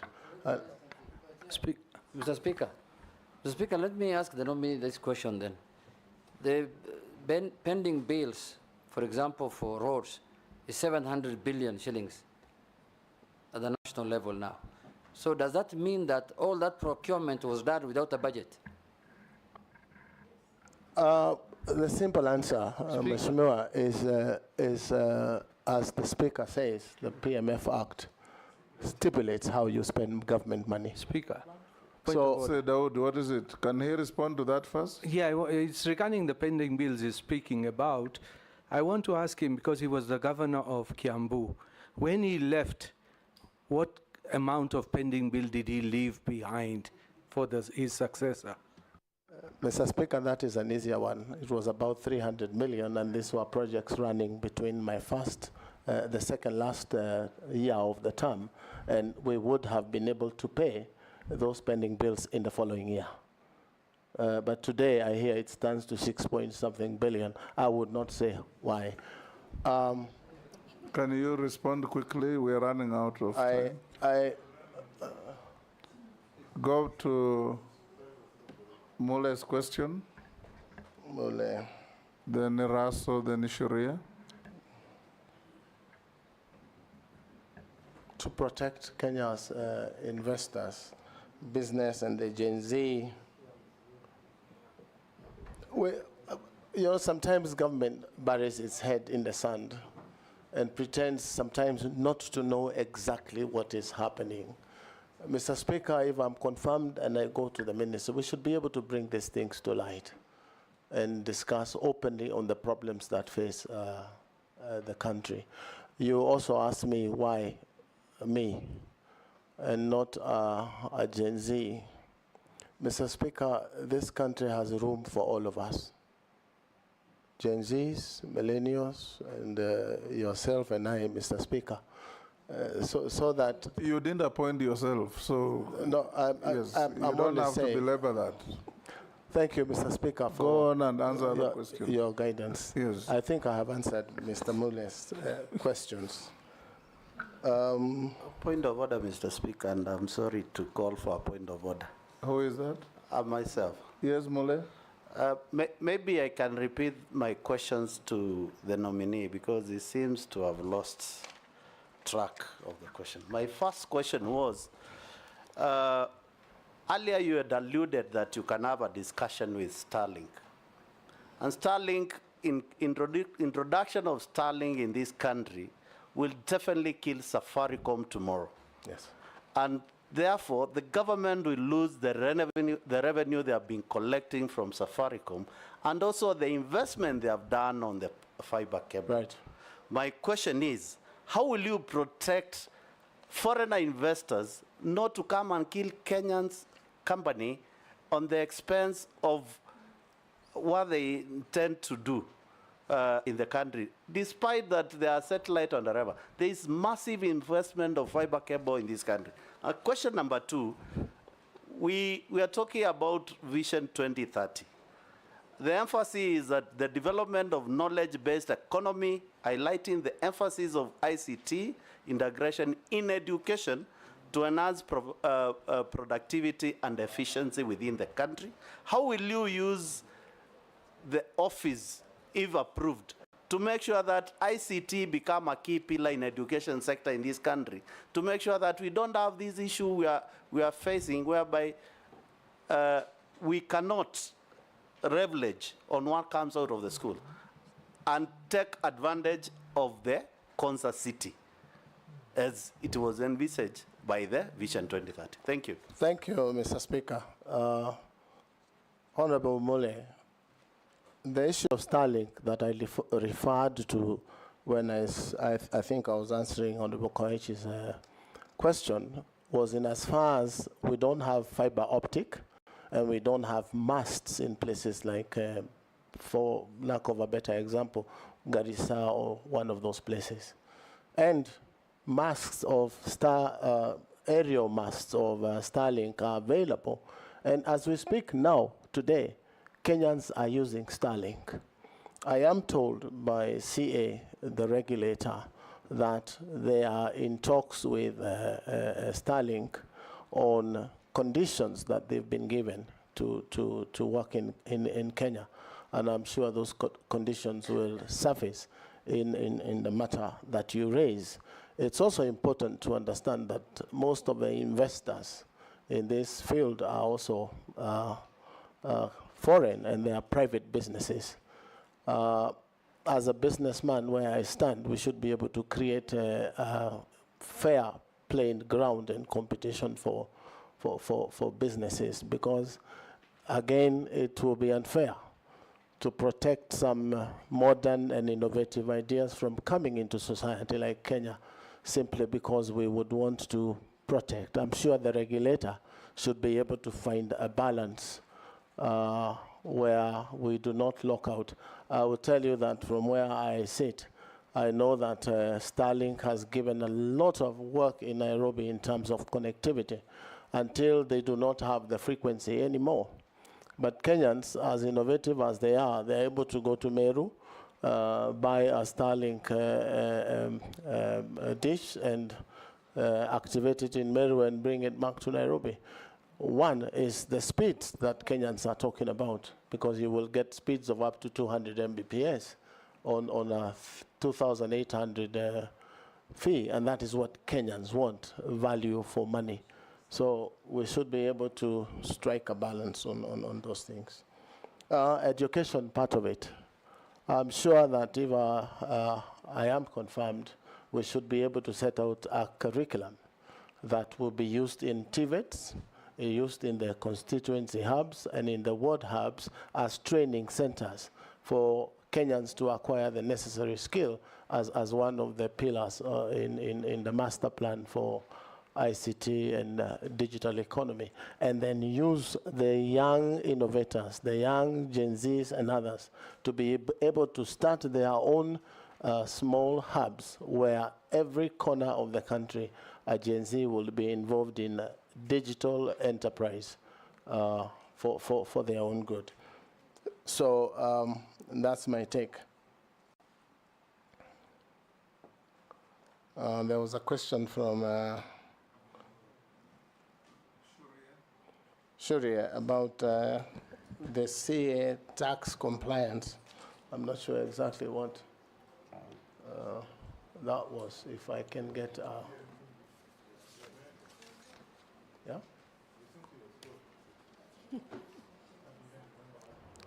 I'm not sure exactly, Speaker, how... He's left.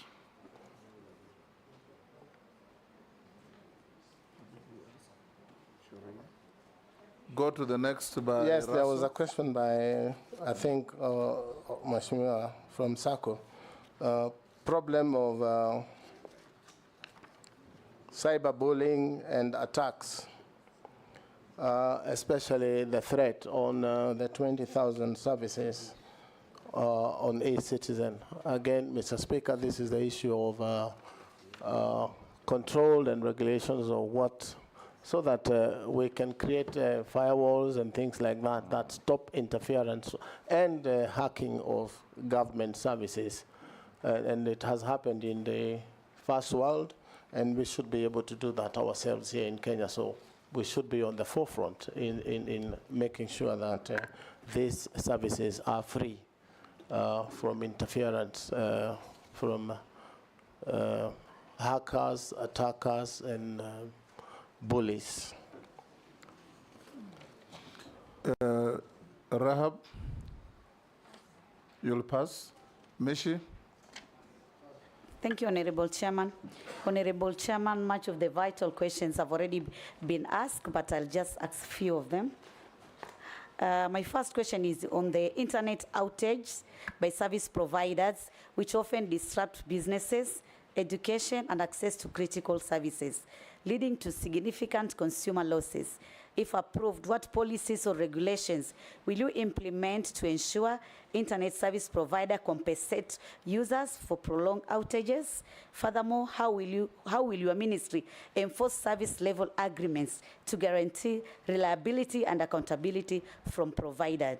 My second question, our constitution envisage right to information, and as Parliamentary Service Commission, being one of the commissioners, we have a dream of ensuring that Kenyans can follow live proceeding in our parliament, both the houses, that both in the chamber and also in our committee meeting. We have tried, but we have limited resources. Do you think there is a room for collaboration between your ministry and Parliamentary Service Commission to ensure that we actualize this dream? And my last question is to appreciate and consider the recent completion of the Mombasa to Malaba fiber project aimed at enhancing connectivity. My question will be, what specific programs are you going to put in place to ensure that the local communities can benefit, and in particular the youth within those counties where we have that project of Mombasa Malaba fiber project, to ensure at least we have like digital literacy and access on online opportunities? Thank you, Honorable Chairman. Yes, nominee. Thank you, Chair. On the issue of internet outage, again, this is a big problem in the country, and every time you call these providers, they have stories that they are not aware. So we probably may need to do some regulations that and ask every provider to be able to monitor outage. But it's tricky because you will find, Mr. Speaker, we have some providers who have capacity of 1 gig in a certain area, but they have acquired or given internet to double that capacity, meaning every other time half of the places will not be working. And this is something the regulator should be able to take up quickly and make sure that we have consistent, stable internet for business. But you also see that most of the internet services are based on stable power. So if we have unstable Kenya power supply, you will find that sometimes there is outage because of lack of energy from Kenya Power. So it cuts across departments, but we should be able to bring these people together and see what we can do to reduce outage. One of the ways, Mr. Speaker, to do so, if it is a result of power, is to have green energy available, and solar is really not that expensive. A hub can get 4 panels that will keep the hub running for probably 70% of the time when the sun shines. But yes, it's a concern for many. It's also a concern that you will pass some places on mobile network is not working, 3G or 5G. So it's something that I should be able to take up with the regulator and see what it is that the department can do, even in terms of compensating people on the time that they have lost. But knowing businessmen in Kenya as we are, sometimes it's tricky when you start talking of compensations, but it is something that can be looked into. I don't know exactly why PSC or Parliament would not have stable internet when government owns 20% of the internet on the cable. So, Madam Misha, Honorable Misha, if I'm confirmed, I will bring a direct line of internet into the National Assembly. And that should be internet that is almost free. Because if you look at internet as a pipe of water, it is full of water flowing, and it doesn't stop flowing. So if it is not tapped, it means it goes to waste. Again, Mr. Speaker, policy-wise, it's important that we try and classify internet as not only essential, but a vital, essential, and desirable commodity. You will find that water is a utility, power is a utility. I would want to drive the ministry, if I'm confirmed, Mr. Speaker, to classify internet as a vital, essential, and desirable utility, so that the issues of way leave, etc., and the fees that are charged by counties become a thing of the past, so that we can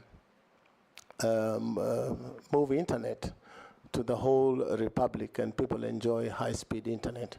You will find that even things like hotspots that were put by government, most of them are not working because they were put, internet connected, the switches were put, the extenders were put in place, but there was no sustainability plan.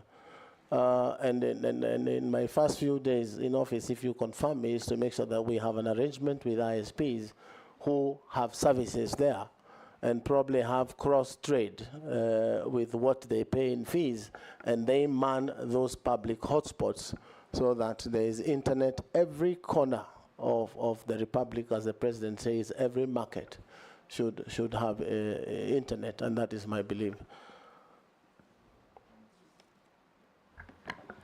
I guess, yes, Deputy Speaker. Thank you. I just have a few questions for you, Honorable Kabogo, from the members of the public. One person has asked, how will you balance the need for regulation within the digital economy to ensure innovation and competition while protecting consumer rights and preventing monopolistic practices by major tech players? That's one question. The second one is, what plans do you have for scaling up digital literacy skills development in Kenya, particularly in our schools, universities, and local communities, to prepare them for the demands of the digital economy and workspace? And last, how will you address the issue of radio and TV stations, particular vernacular stations, promoting betting and gambling, which has increasingly affected all segments of society, including older generation? What measures will you implement to regulate such content and protect vulnerable populations and curb this negative social impact through caused by excessive gambling?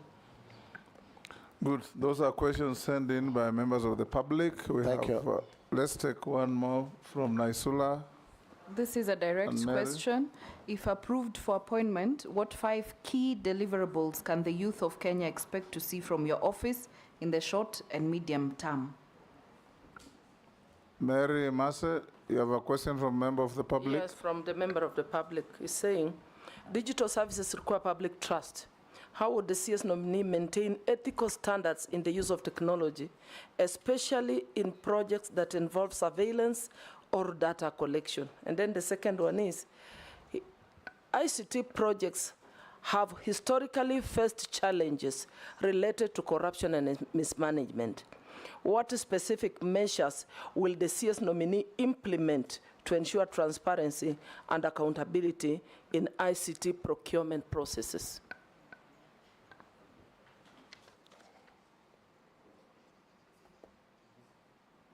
Yes, the first one was on the balancing of digital economy regulations and monopoly. As I said earlier, Mheshimiwa Deputy Speaker, we have to balance and create regulations that look on both sides of the device, but bringing all stakeholders together and discussing these issues sometimes is the easier route, so that people understand the parameters.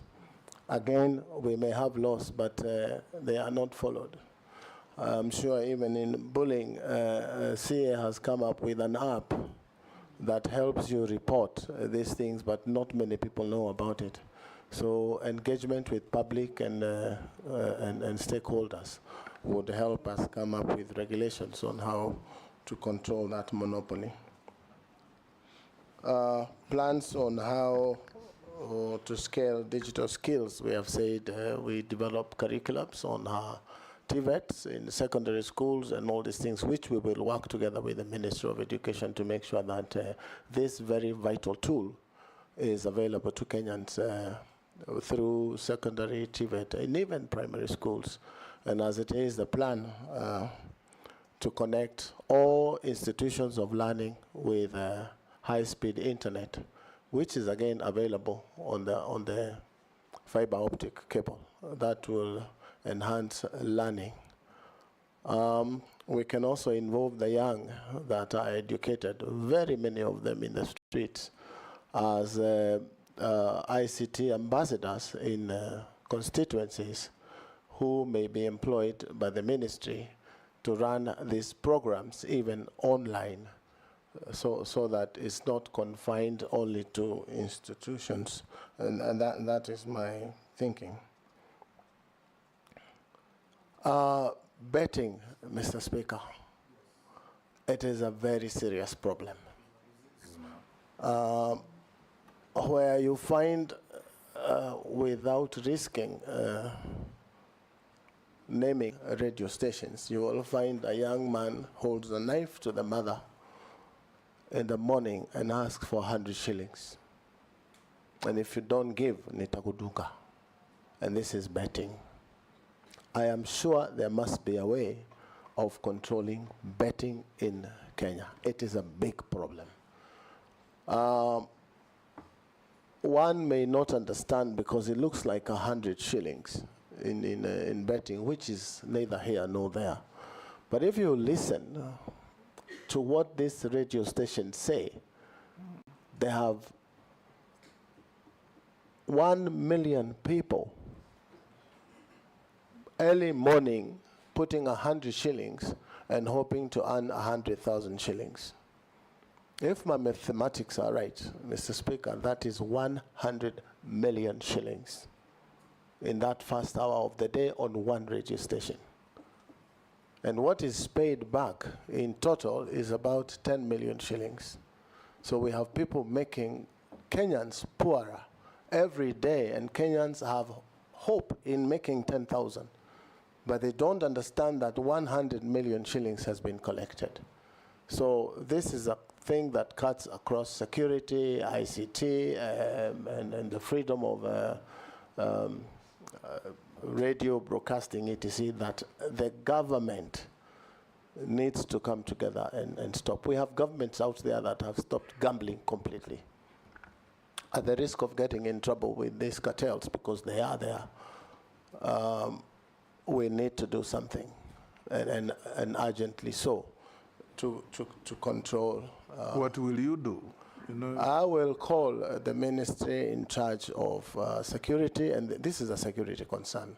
I should be able to move even in cabinet and say, do we think we need to deal with gambling? Because in my view, this is what is happening. It requires a concerted effort of government, Mr. Speaker, my belief. Single-handedly, I will not be able to handle. We have to do this together. Again, talk to members of the public. They have never understood this as a business that helps certain people and not them.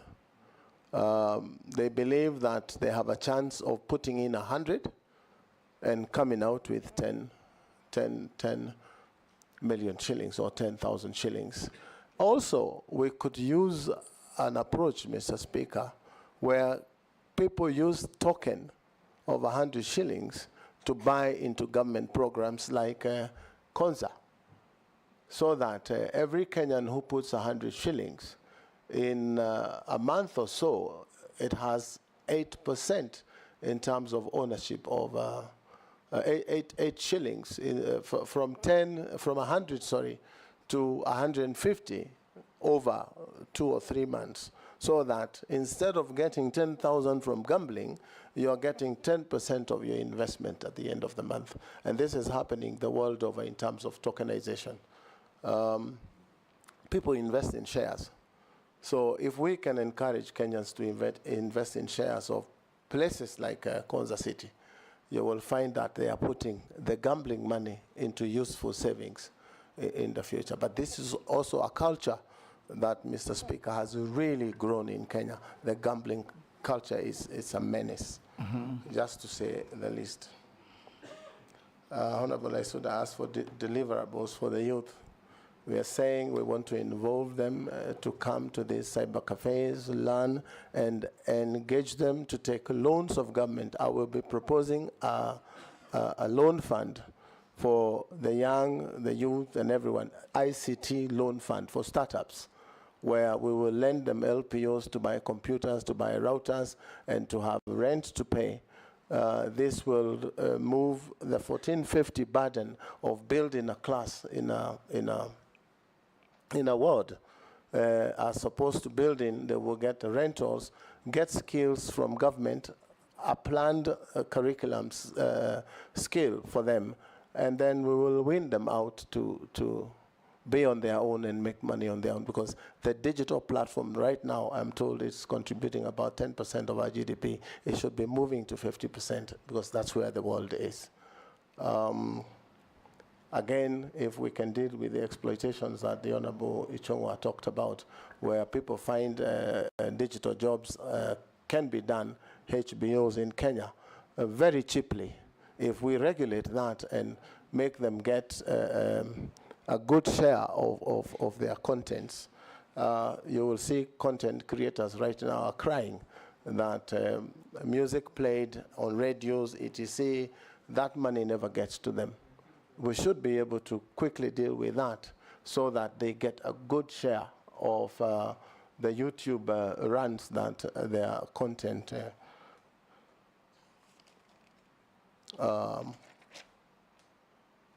transparency.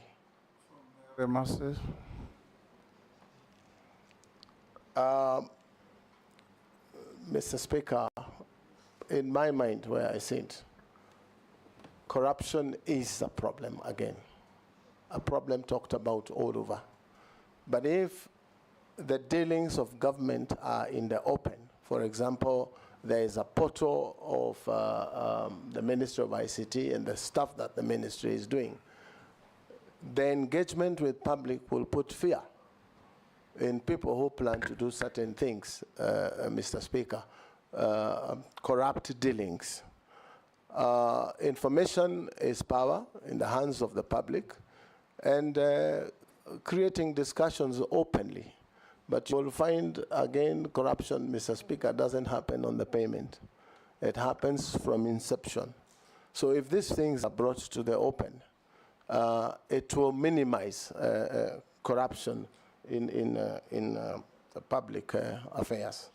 So as a ministry, if I'm confirmed, I should be able to say, I will make sure in the next 6 months, if I'm confirmed, Mr. Speaker, that the Ministry of ICT and Digital Economy is completely digital, and hoping that other ministries, because we now have officers, I'm told, Ministry of ICT directors in every ministry, we should be able to get Kenya government services digital completely. There's a lot of talk out there of e-citizen not working. I've been a victim myself, Mr. Speaker, trying to pay discharge fees for land. And it's important for us sometimes to tell the public what is happening to these platforms. And what I understand, and which we should be able to deal with, Mr. Speaker, is that the front end, which is the application to pay, is automated, such that you can do that in 15 or 5 minutes, so to speak.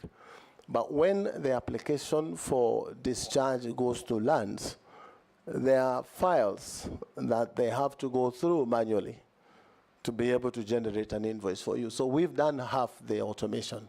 So we should be able to tell Kenyans how progressively we are doing in terms of automating end to end.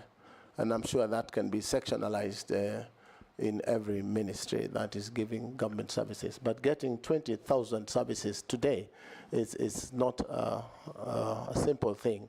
So I'm thinking if we all buy into the idea of making digital, Kenya a digital country in terms of government services, it will be easy for everyone, even for members of parliament, where they want to know exactly what is happening in every ministry.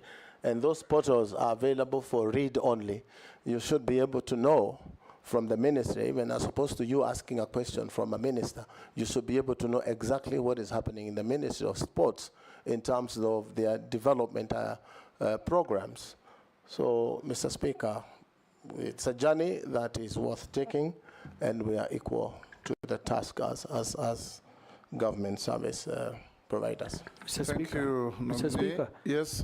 Probably just correct, Standard Media have put out that he said 1912 is when he started using computers. I just want him to clarify on record so that Standard Media doesn't play around with it. He was born 1912. Yeah, I know.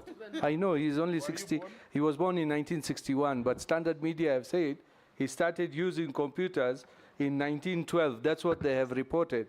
So we need to, he just needs to just say it. Mr. Speaker, I had said earlier that I had issues with the Standard, and I took them to court and made a little bit of money. So surely, I was not around 1912. But if they don't withdraw, I shall do what is necessary, Mr. Speaker. I thank you. We'll simply tell the country when you started using computers. Yes, I had said here, and it's on record, Mr. Speaker, that it was 1992. Yes. And I remember it very well. That's because what that time Somalia had just gotten into problems. Where did the Standard pick 1912? So probably he had 12 instead of 92. We just encourage let's not escalate it. We encourage you, gentlemen of the media, be as accurate as you can in reporting what is going on here. Because Honorable Kabogo didn't say 1912, and if he did, I would have stopped him. Because that would have been a crude misinformation. Honorable Kabogo, there's one more Kenyan called Muhuyo,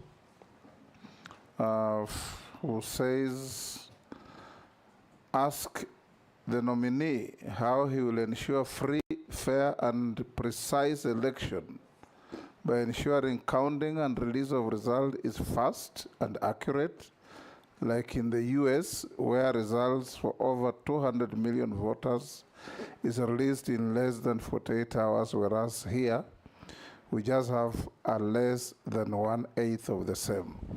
He's also, of course, not factually correct, because we know the case of Florida in the US, yes. But you can answer. Mr. Speaker, thank you. That is a very genuine and good question. Yes. But the ministry that probably, if you confirm me, will have very little on the issue of elections, because there is a body. But as a Kenyan, Mr. Speaker, I would want a situation where I walk into a ballot room where elections are being held. I am identified digitally, I vote digitally, and my vote is counted that minute. That is a dream that every other politician who has suffered things like I have suffered on issues of elections, it will be a thing of the past, but it's a dream for many countries. Before I come to the final issues, Honorable Kabogo, as a Kenyan, and if you are confirmed, you've been repeatedly asked here about cyberbullying, pornography, and dirty material on the net that's accessed by our children. We were in Australia in October, and the Prime Minister of Australia was moving a bill, the Prime Minister himself, to curtail access to social media by under 16s because of these kind of reasons. I'm not saying you need that kind of drastic action, but from where you sit, what ideas do you have in protecting children under 16s from access to filth material that is all over? Mr. Speaker, I meet many parents who cry and say, look, I walked into my son's room and I didn't believe what I saw. How old was your son? 7. I walked into my daughter's room. I didn't believe what I saw. How old is your daughter? 10. Mr. Speaker. And remember, the state has a duty to protect and guarantee and guard the morals of our children. Mr. Speaker, as a parent, from where I sit, I don't think what you saw in Australia, if we did that here, would be a drastic move. It may be the first step towards curtailing such dirty players on the internet. The other thing is create very strict regulations for people like Facebook or TikTok, because they are on platforms, so that Kenya has a negotiation and an agreement with those platforms that they cannot do this, because even doing the law, as Australia is planning to do, enforcement, Mr. Speaker, is one challenge. But I would prefer to recommend to Cabinet that such a law be put in place ASAP, because what is out there is really shocking. And we cannot deal with the morals and teach children morals if this is what they see on the internet. It gets to a point, as a parent, you wish that there was no internet. You wish there was no social media, because of the exposure of these things in the minds of children.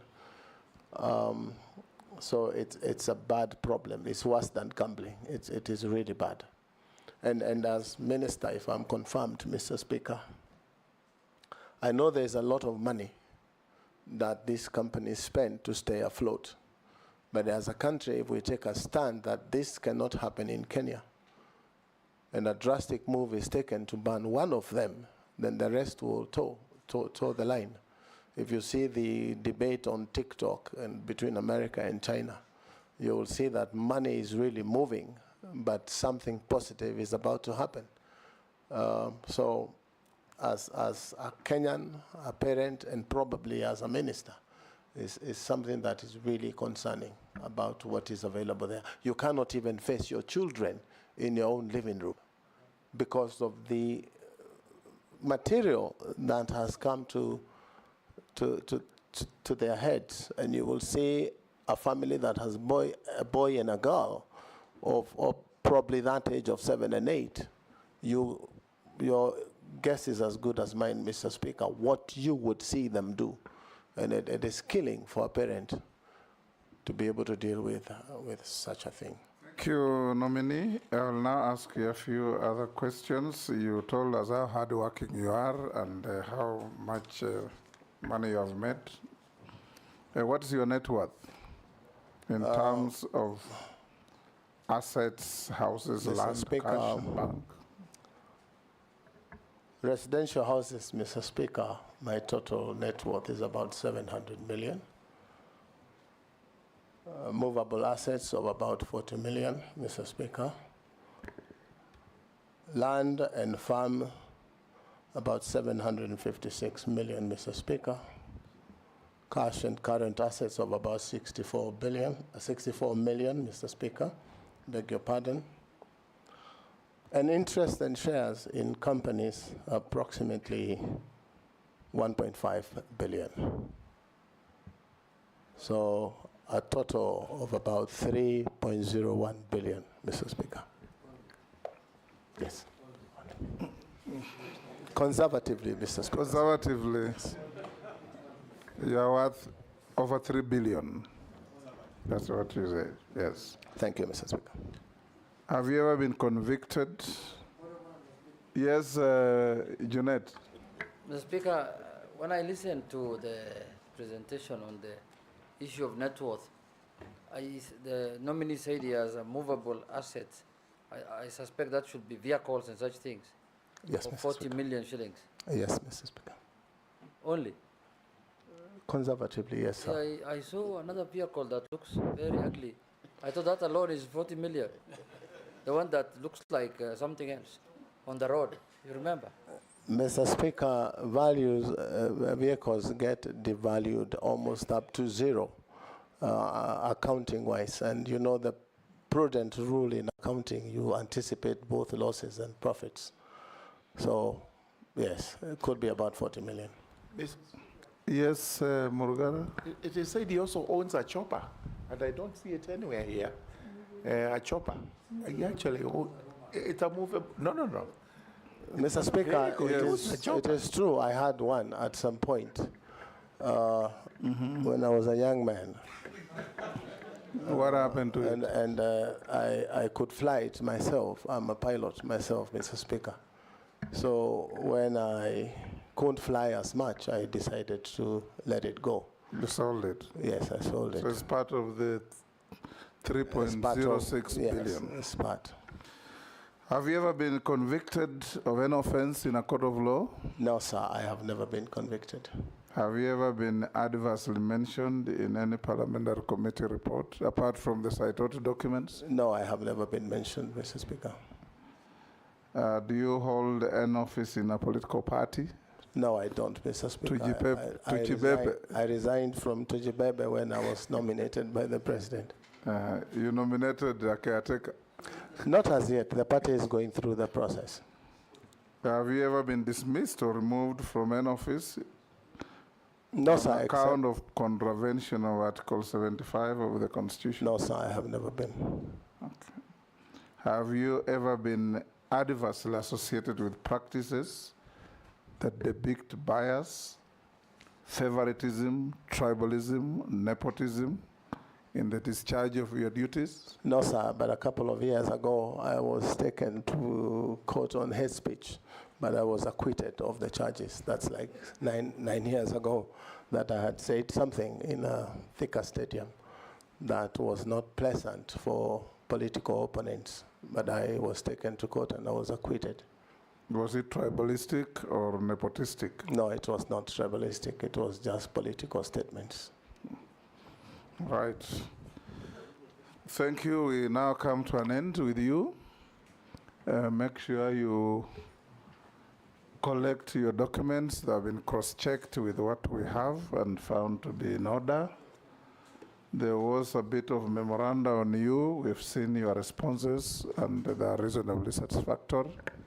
So unless you are lawfully held, thank you so much. You are discharged to thank go you so back much, to your Mr. Speaker. businesses. And, members of the National Assembly, asanteni sana.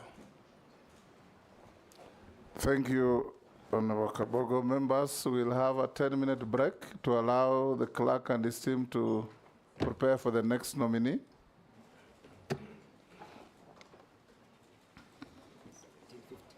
Yeah.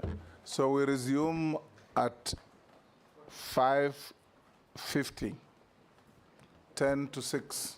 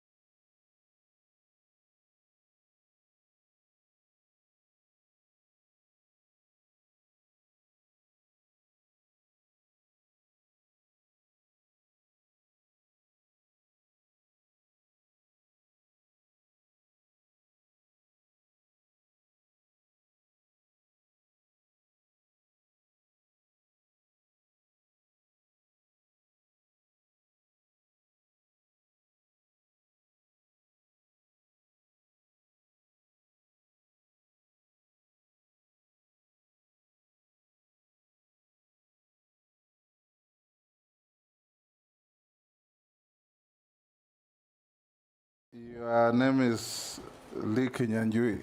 Correct, yes. CBS. Karibu to this evening proceedings in the matter of confirmation hearings or vetting to establish your suitability to act as a CS in the position to which you have been nominated. We'll start with oath taking, and the oath is either by Bible, Quran, or the Holy Book of the Hindus, depending on your religion. Which one do you prefer? The Bible. So take the Bible in your right hand, raise it, and recite the oath that the sergeant will show you.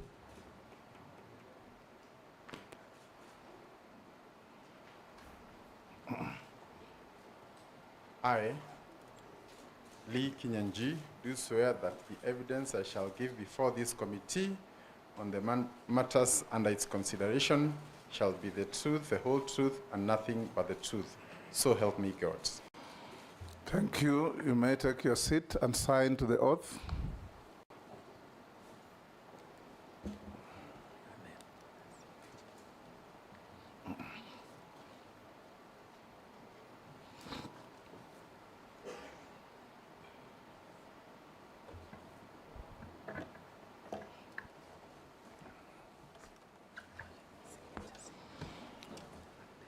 This is a committee on appointments.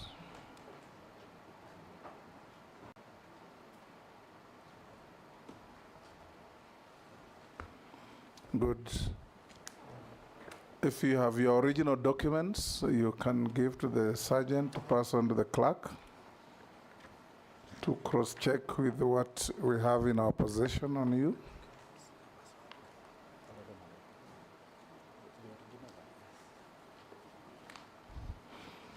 Thank you, Honorable Lee. This is a committee of the National Assembly on appointments.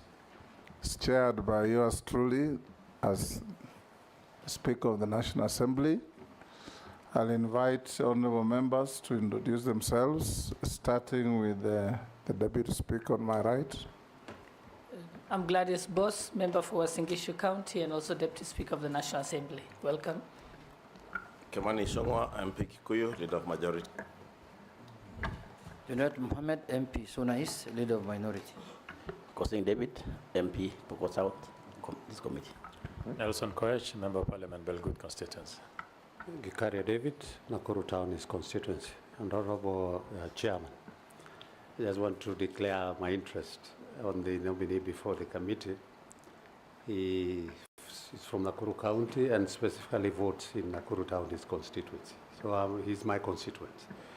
Again, as you had said earlier, that will not hinder me from any prejudice or favorism.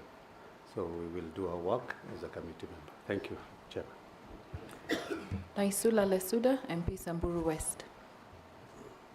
Robert Mbui, MP Kadhiani, Deputy Leader of the Minority Party.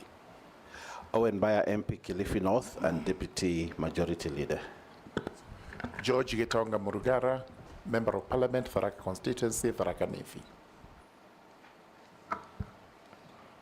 I'm Ferdinand Wanyonyi, Member of Parliament, Kwanza and Trans Nzoia County, member of this committee.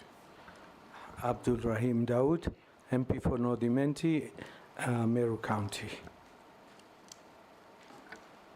And Mase Mary, MP Teso South, member of this committee. Rehab Mukami, County MP Nyeri, member of this committee. Stephen Mule, MP Matungulu, Machakos County, a member of this committee. Honorable Speaker, I am leading a team of 23 dedicated officers who are serving this committee today. My name is Samuel Njoroge. I'm a clerk to the National Assembly. Thank you, Honorable Kinyanjui. As you are aware, you've been nominated by His Excellency the President and placed before this committee to assess your suitability to hold the office to which you have been nominated. So we will ask you questions, and it will be your duty to answer them as precisely and concisely as you can. Don't engage into any arguments with any member. Even if the question is provocative, just answer the question. Leave the judgment to us. You also address the committee through the chairman of the committee. Don't have personal engagement with members, even if it is Honorable Gikaria who accelerated your departure from your last office. Mr. Speaker, that is that is not true. It's common knowledge. Gikaria, you want to deny what is obvious? It's with a light touch, but you know where the facts lie. So we'll start by inviting you, Honorable Kinyanjui. I also declare, I know Lee very well. We were in Parliament together, and we have been good friends. That notwithstanding, we will ask you every question that is relevant to establish your suitability or otherwise to hold this office. Start by, in 5 minutes or less, telling us your name, your educational background, your professional background, your work experience, any key competences in your life that make you feel and believe you are suitable for the role as Cabinet Secretary in the portfolio to which you have been nominated. Before you start, I invite Honorable Mishimbogo to go on record by introducing herself. My apology, Honorable Chairman, I was praying. My name is Honorable Mishimboko, MP for Likoni, Mombasa County. Thank you. Go ahead. Thank you, Mr. Chair. Allow me to take this opportunity first to express my gratitude for the opportunity to serve my country, or to be nominated to serve my country by the President. And I really want to say that I take this as a very solemn moment. We don't always get time to serve our country. So I come here in that context, and also wish to confirm that you have conferred me the title of CBS. I hold no such title. So thank you for that.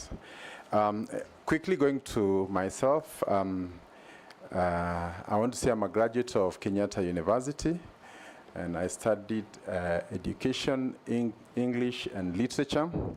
I'm therefore a proud graduate of one of our local universities, and I say through my experience in Kenyatta University, I have come to see the value of education, especially education in our universities that prepared us to meet and conquer the whole world.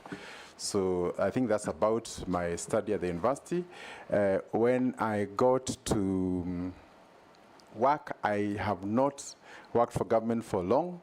I taught briefly and then went to the corporate sector, where I worked in the oil industry before venturing into private business. In the year 2006, I vied in a by-election in Nakuru. I did not succeed, but the following year, which was a general election, I vied, succeeded, and was elected Member of Parliament for Nakuru Town. Then included East and West was one constituency. Further, in the Grand Coalition government, I was appointed the Assistant Minister for Roads, and I worked with the late Kones, Kipkalia Kones, and later with Franklin Bett and PS Michael Kamau, and together we worked very closely with the then President Mwai Kibaki in delivering the roads agenda that remains a huge legacy to date. During my time at the ministry, I attended many postgraduate trainings, including in PPPs, transport management, privatization and outsourcing, procurement, and many other areas relating to the docket that we are working. Mr. Chairman, allow me also to say that during our tenure, we undertook some of the biggest infrastructure projects that are seen to date, one of them being the Thika Road. Second one are the eastern bypasses that we see here today, and the others include the major road network connecting us to the neighboring countries, including Isiolo, Merile, going all the way to connect to Ethiopia. And I think the important part, Mr. Speaker, is that when I worked under the Ministry of Roads, we were actually looking at this docket from an infrastructure point of view. How do we connect with Uganda, infrastructure-wise? How do we connect with Tanzania, with Ethiopia, and all these countries, and ensuring that there's smooth flow of goods and that our manufacturers have access to all those big markets, many of which do not have the advantage of manufacturing as we do have. Allow me, Mr. Chairman, to say that after I left Parliament, I was appointed the chairman of the National Transport and Safety Authority, again within the broader sector of transport, where we undertook serious reforms, not just in safety, but in reforming the public transport sector, noting that one of the biggest challenges we had then was congestion, especially in the urban areas, including Nairobi, and the need to encourage people to use public transport so that we can reduce the time wasted on the road because of congestion. And I'm happy much of that has borne fruit. The digitization, including the smart driving license, including other measures we brought during that time, remain alive to date, and I'm very proud of our time then. Mr. Chair, allow me also to comment that in the year 2017, I vied for Governor Nakuru, and we succeeded. And between the year 2017 and 2022, we were Governor Nakuru, together with many others. I was not alone, including my deputy, Dr. Eric Korir.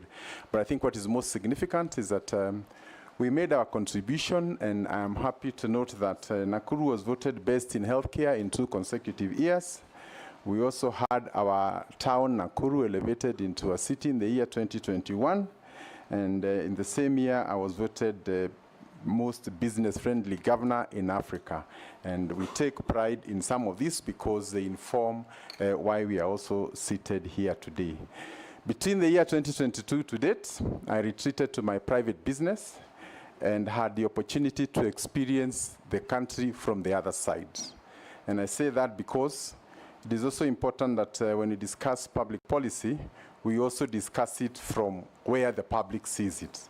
And I also had the opportunity to see how red tape affects business, how the cost of energy can hinder growth, and how taxation can impact businesses and hinder growth also. I also had experiences on how pending bills can bring businesses down, can impact on growth, and also how the management or mismanagement of politics can affect business across the country. So, Mr. Speaker, I say that I have sat both in Parliament, I've sat in the executive, I've also been at the county, and I've also sat on the Mwananchi bench, and therefore, coming into this conversation, we will be ready to work from all angles. Thank you. Thank you. I'll invite the Deputy Speaker to be the first to ask a question. Okay. Honorable Kinyajui, I just have 3 related questions. One is that, as you know, in the past 10 years, the manufacturing sector in Kenya has remained stagnant at 11% of our GDP.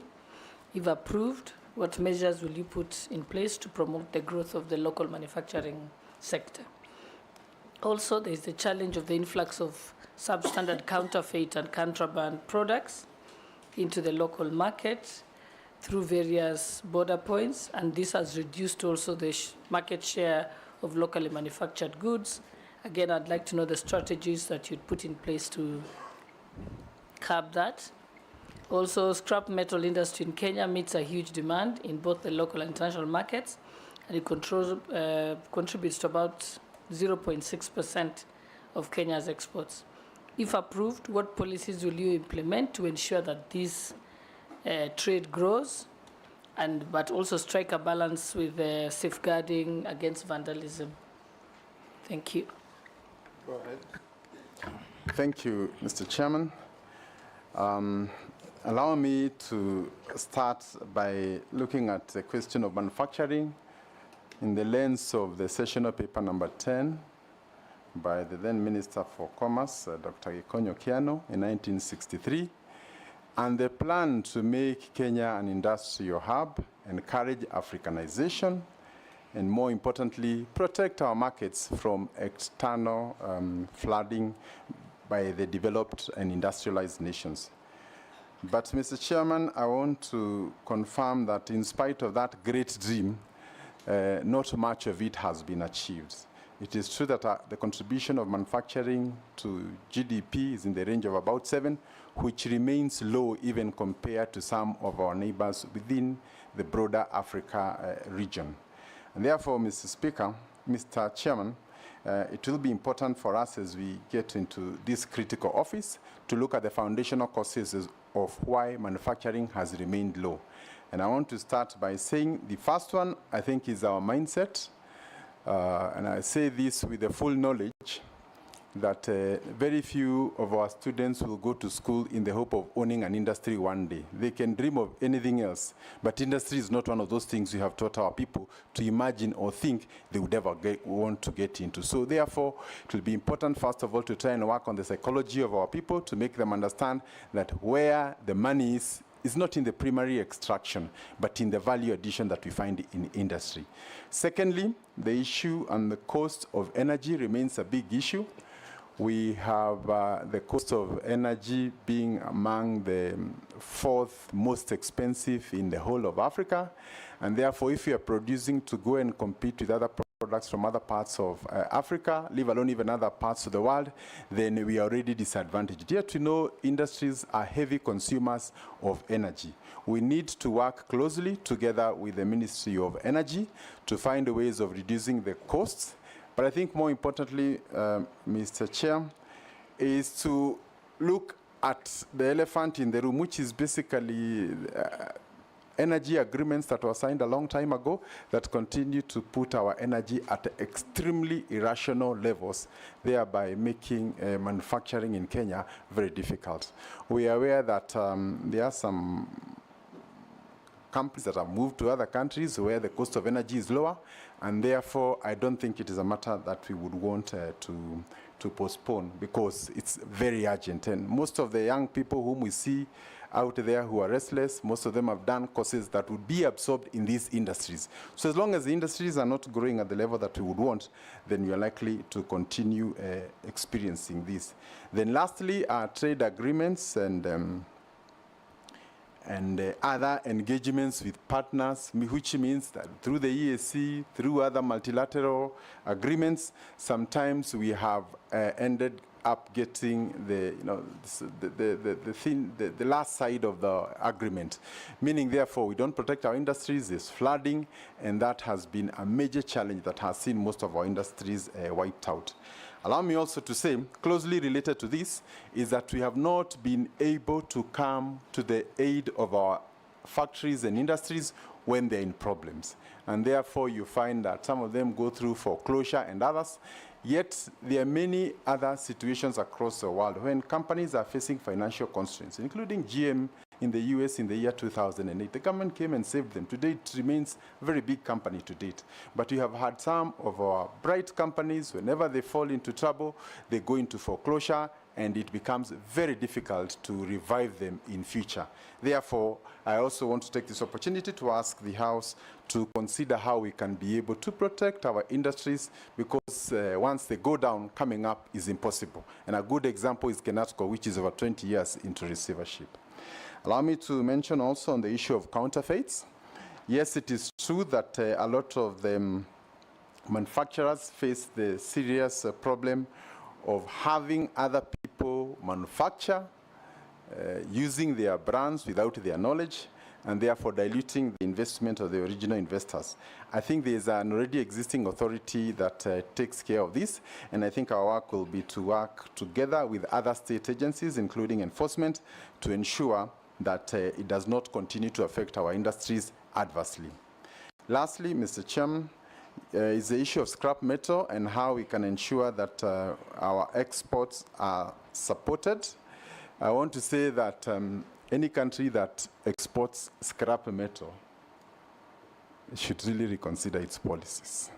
how can you export scrap metal instead of just melting it and making it, you know, iron bars for construction and all that? So the idea of exporting scrap metal is a suicide note for a country that seeks to industrialize itself.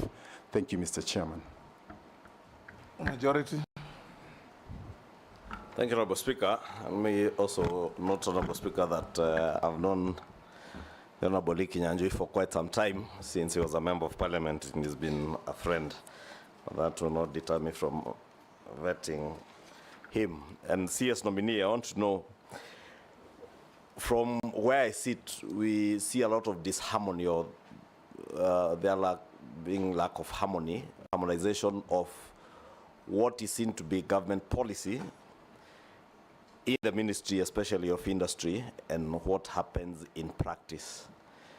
And because we seem to be having a protectionist policy in the Ministry, especially around local manufacturers. And I have in mind the specific case of the steel and cement industries, where policy has been seen to be protecting local manufacturers, those who have invested heavily in the industry. But at the same time, in practice, the ministry also proposes certain other legislative measures that negate the policies that you espouse. What do you intend to do, should you be approved, to harmonize both policy and legislation? And I say that because specifically on cement and steel. For instance, we want to encourage the growth of local industry in the steel sector with heavy investments by particular players in the country. But legislation then comes to Parliament that in a way is also killing small industrialists. And you find that you are protecting the very big industrial setups, but also killing cottage industries. Look at the people who are smelting the scrap metal you're talking about, and those who are processing iron ore to steel. Look at those who are manufacturing mabati, iron sheets, and wire rods. And the legislation around it and what the ministry espouses as government policy. I therefore just want to hear what your views are on a protectionist policy in government of industry vis-a-vis the encouragement of young and nascent cottage industries in the country. Because big industries, yes, create jobs, but also the cottage industries probably create much more jobs than those big, very big mega industries. Just your views on that, CS nominee, and how you will harmonize both policy and legislation. Jeanette, Lee will take several so that you can answer them together. Jeanette, you will skip posing. Thank you, Chairman. Honorable Chairman, there's something notable about nominees from Nakuru, which I want to bring to the attention of the nominee. We have vetted 3 people from, this is the 3rd person from Nakuru, Honorable Chairman. We are vetting in less than 2 years, or 2 years exactly. And at the moment we vet somebody, and I want the Honorable Lee Kinyanjui to know this, when we finish vetting that person, we approve. Then 1 month down the line, if you ask who is the Minister for ICT, nobody remembered her. I'm telling you. Nobody even remembered whether there was a Minister of ICT. Then the first man who went to land, there was a problem. So, Honorable Kinyanjui, are you going to be part of the same? Was that a fate? But my question is, Honorable Kinyanjui, this idea of economic zones has been criticized by some critics and given a proposal, which I want to know what is your thinking about it. They are saying, rather than having those economic zones in counties, that you, as a minister now coming for industrialization, that you don't focus on that. What you do, you focus on economic niche of counties. Fund some budget for specific counties and develop that economic niche. And they give examples, like, for example, in Turkana, there's oil. So if there was money, you develop that economic niche for Turkana, we'll develop a country from that point, and it will actually contribute to our economy. West Pokot is mining. I can assure you that. There's a lot of minerals in West Pokot. So rather than doing these economic zones, why don't you find money and develop that economic niche? Tourism, Narok, and then also maize in, for example, Kitale. What do you think about people who think like that, rather than just having these white elephants, in my view, called economic zones without actual economy? Thank you, Chairman.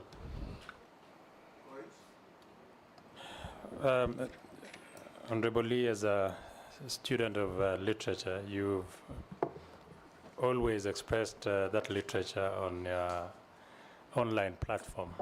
And most of it actually fairly has been, in the last few months, has been very critical on this administration.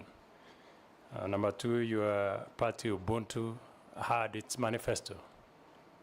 Now you're joining, assuming this committee approves you, you will be joining the Kenya Kwanza government, which has also its manifesto.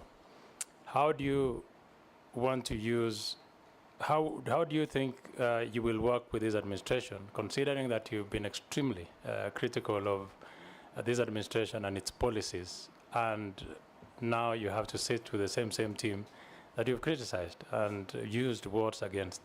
Thank you.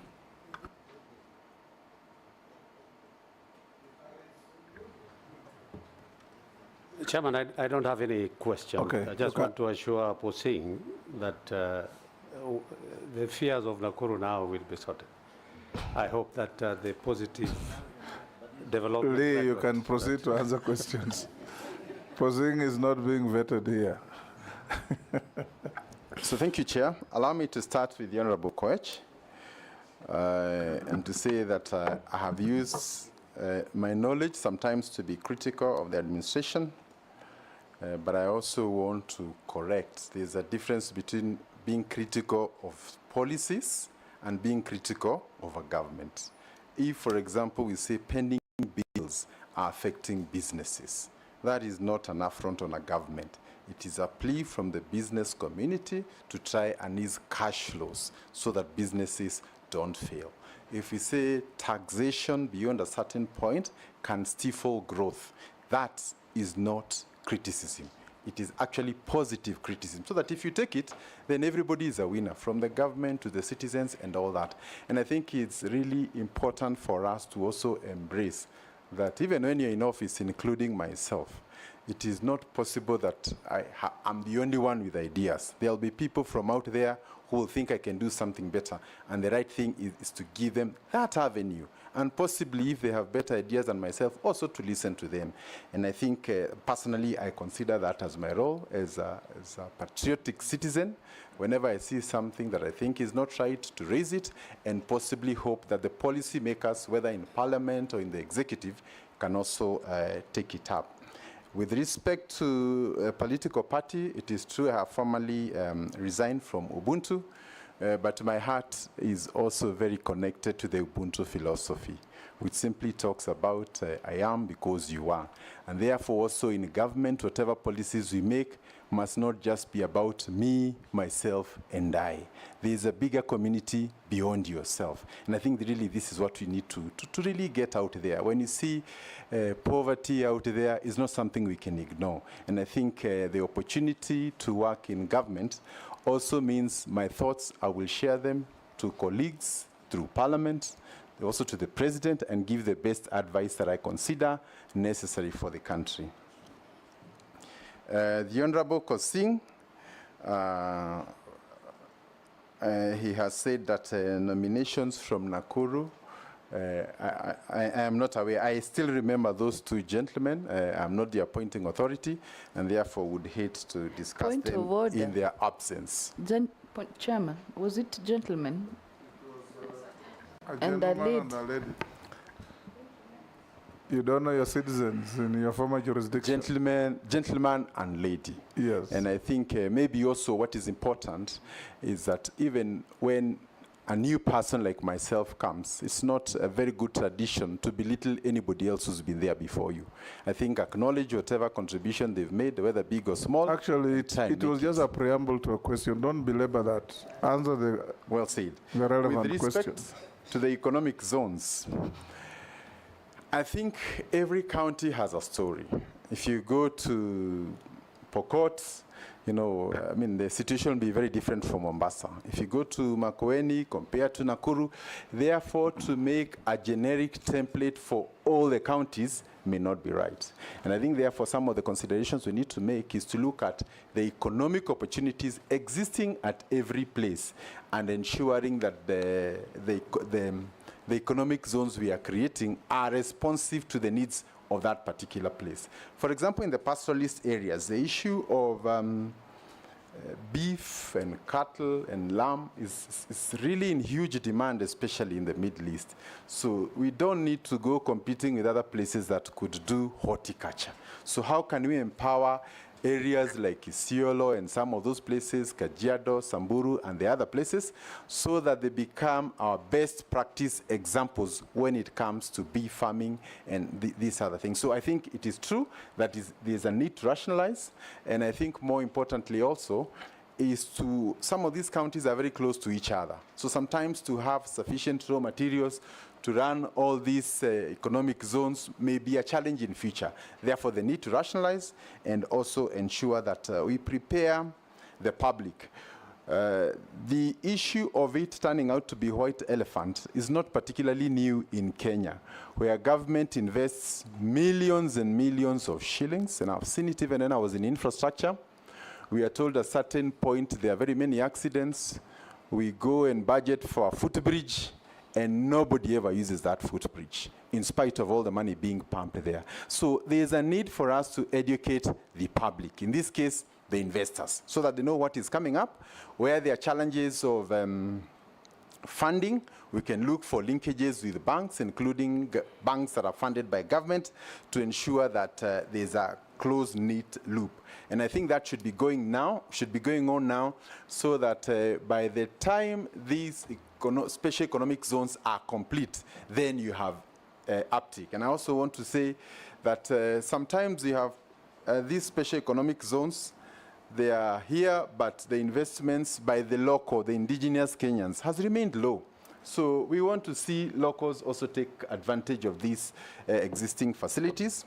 And lastly, to also confirm that in the past, we have had some of these allocations to companies or persons who are not serious to take up these opportunities. And therefore, they are purely there for speculation. Maybe it's an area within the allocation team that we must make sure that those who are given the opportunity indeed are ready to hit the road running. Lastly, the majority leader, the Honorable Ishungwa, talked about disharmony in government policy. And I don't think this is a light matter, because on one hand, we've been trying to discourage imports. And I want to give the example of the import duty that had been slapped of about 1.5% on luxurious goods, some of those things that we didn't require. But it was removed. So on one side, we say we are protecting, but when you go to our supermarkets, 80% of the things come from outside, including toothpicks. So that is not consistent with a nation that says they want to industrialize. So I think there's a need both for government, the legislation, and also the national intelligence, because part of this legislation we pass has very serious impact on the nation's economic outlook. We are talking of a balance of payment deficit that is growing by the year. So for us to be able to overcome this, it will be extremely important that we harmonize our approach and ensure that everybody understands the implication of every single policy that we put and what it means to the larger national interest. Thank you. Sorry, Mr. Chairman. Sorry. I forgot to mention on cement, which I think is also a big issue. The President has pronounced himself on the issue of affordable housing, and it is obvious that affordable housing cannot be restricted only to the government projects. It also means that if I want to build myself a house, it is within the affordable agenda platform. But the cost of cement and steel has gone up by approximately around 30% in the last 2 years. And I think that can be attributed to some of the monopolistic regulations that were brought during the same period. And therefore, once vetted and finally approved, our first duty will be to try and get up a team to interrogate the impact of some of these policies and whether they are for the benefit of the country or they are reversal to the gains that we already had. The issue of cartels within the industry is also very important, and again there has been mention of quality, and therefore KEBS and other regulatory agencies will be empowered to ensure that indeed we live up to our duty. Thank you. Honourable Speaker, if you allow me, just one follow-up question in relation to that, the same question I'd asked. Because CS nominee, what I would really want to hear, 20 years ago, the Kenyan state was the leader in manufacturing in the region. As of 2023, statistics are showing us that Uganda has now overtaken Kenya. The contribution to our GDP of manufacturing in Uganda is, as of 2023, was at 15.65%, while Kenyans has stagnated at about 7.6% as of 2023. And 20 years ago, Ugandans, Tanzanians, Burundians, Rwandese, all the way to Congo, people are importing things from Kenya. What is it that you intend to do as a Minister for Trade and Industry to get us back to where we were at least 20 years ago, if not anything else? Because, and I agree with you, it is these protectionist policies that in a way are negating those gains. If you go to Uganda, it's not very big mega industries that are growing that contribution of manufacturing to GDP. It's small industries. But those are the small industries we are killing in Kenya. What will you specifically do to ensure that as you harmonize policies and legislation, you also encourage small cottage industries to grow in the country and take us back to that position where we were the leader in the region? Thank you. Thank you. Just to build on to what majority leader said, nominee, it's not just about aligning Kenya's trade and industrial policies to the legislation. It's also about aligning all that to sustainable development goals, because that is what will guarantee that we continue to industrialize, that these industries continue to thrive and grow and expand. So those specific initiatives or plans or action plans that we intend to undertake, I think that's what we want to hear from you. And maybe to guide you, CS nominee, for instance, we are signatories, and I see you are a consultant with the Africa Continental Free Trade Agreement. And having been a consultant, I don't know whether you still continue working as a consultant, but this African Continental Free Trade Agreement allows free access to markets of countries that have are signatories to this agreement, from Southern Africa, East and Central Africa. But then again, locally, we are signatories to that agreement, but then we have policies again that are negating the provisions of that agreement in terms of restricting the free entry of raw materials especially. And I have a case in mind of those two industries that I mentioned, clinker in cement and billets, steel billets. Because we pretend to be manufacturing those billets here and producing our own clinker, yet we are importing coal, and therefore probably the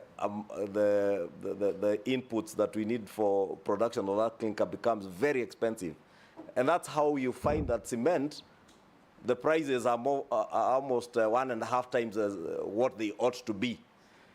And therefore, I don't know what you will do, but really it is something that needs someone who will be very bold to confront all the players and be able to have a very balanced program of how you balance those trade agreements, the growth of our cottage industries, and protection of big industry. Lee will take the Deputy Speaker. Yes, mine is brief, just to, as a follow-up question. The cost of clinker has significantly increased because there's been a big excise duty loaded onto imported clinker. So you've alluded to the cost of cement, and that is something that's been done in the last few years. So what are you going to do? Because the only way to bring down the cost of cement is not to load excessive excise duty on imported clinker. Because the clinker, we can't produce all the clinker in Kenya. I think 85% of the cement component is clinker. What are you going to do about it? Because that's the biggest challenge facing the building industry, and that's squarely in the hands of your ministry that you're nominated for. Thank you, Dawood. Thank you, Mr. Speaker. Mr. Speaker, to the nominee, he's been a former governor of Nakuru, and myself, I'm the patron for street families in Meru for the last 20 years. Can the nominee confirm, during his tenure as the governor for Nakuru, he picked up all the street families, street boys and girls, put them in a truck and went and threw them in a forest? That's an allegation which he would need to confirm. Secondly, I would want to ask the nominee, because he's going to, the manufacturing sector has remained stagnant for many years. It contributes 11% of the GDP. What measures would you take to promote the local manufacturing industry, because they are the backbone of this of country, in the sense that they can contribute more than what they have. The last one is domestic investors in the recent past have not been given prominence as opposed to foreign investors, because foreign investors come, they get many incentives, tax incentives and other incentives, which are not available to our domestic investors. If you do get approved, how are you going to assist our domestic investors gain a foothold, because they do not have a foothold in this trade in the country? Thank you, Chair. Can you answer those?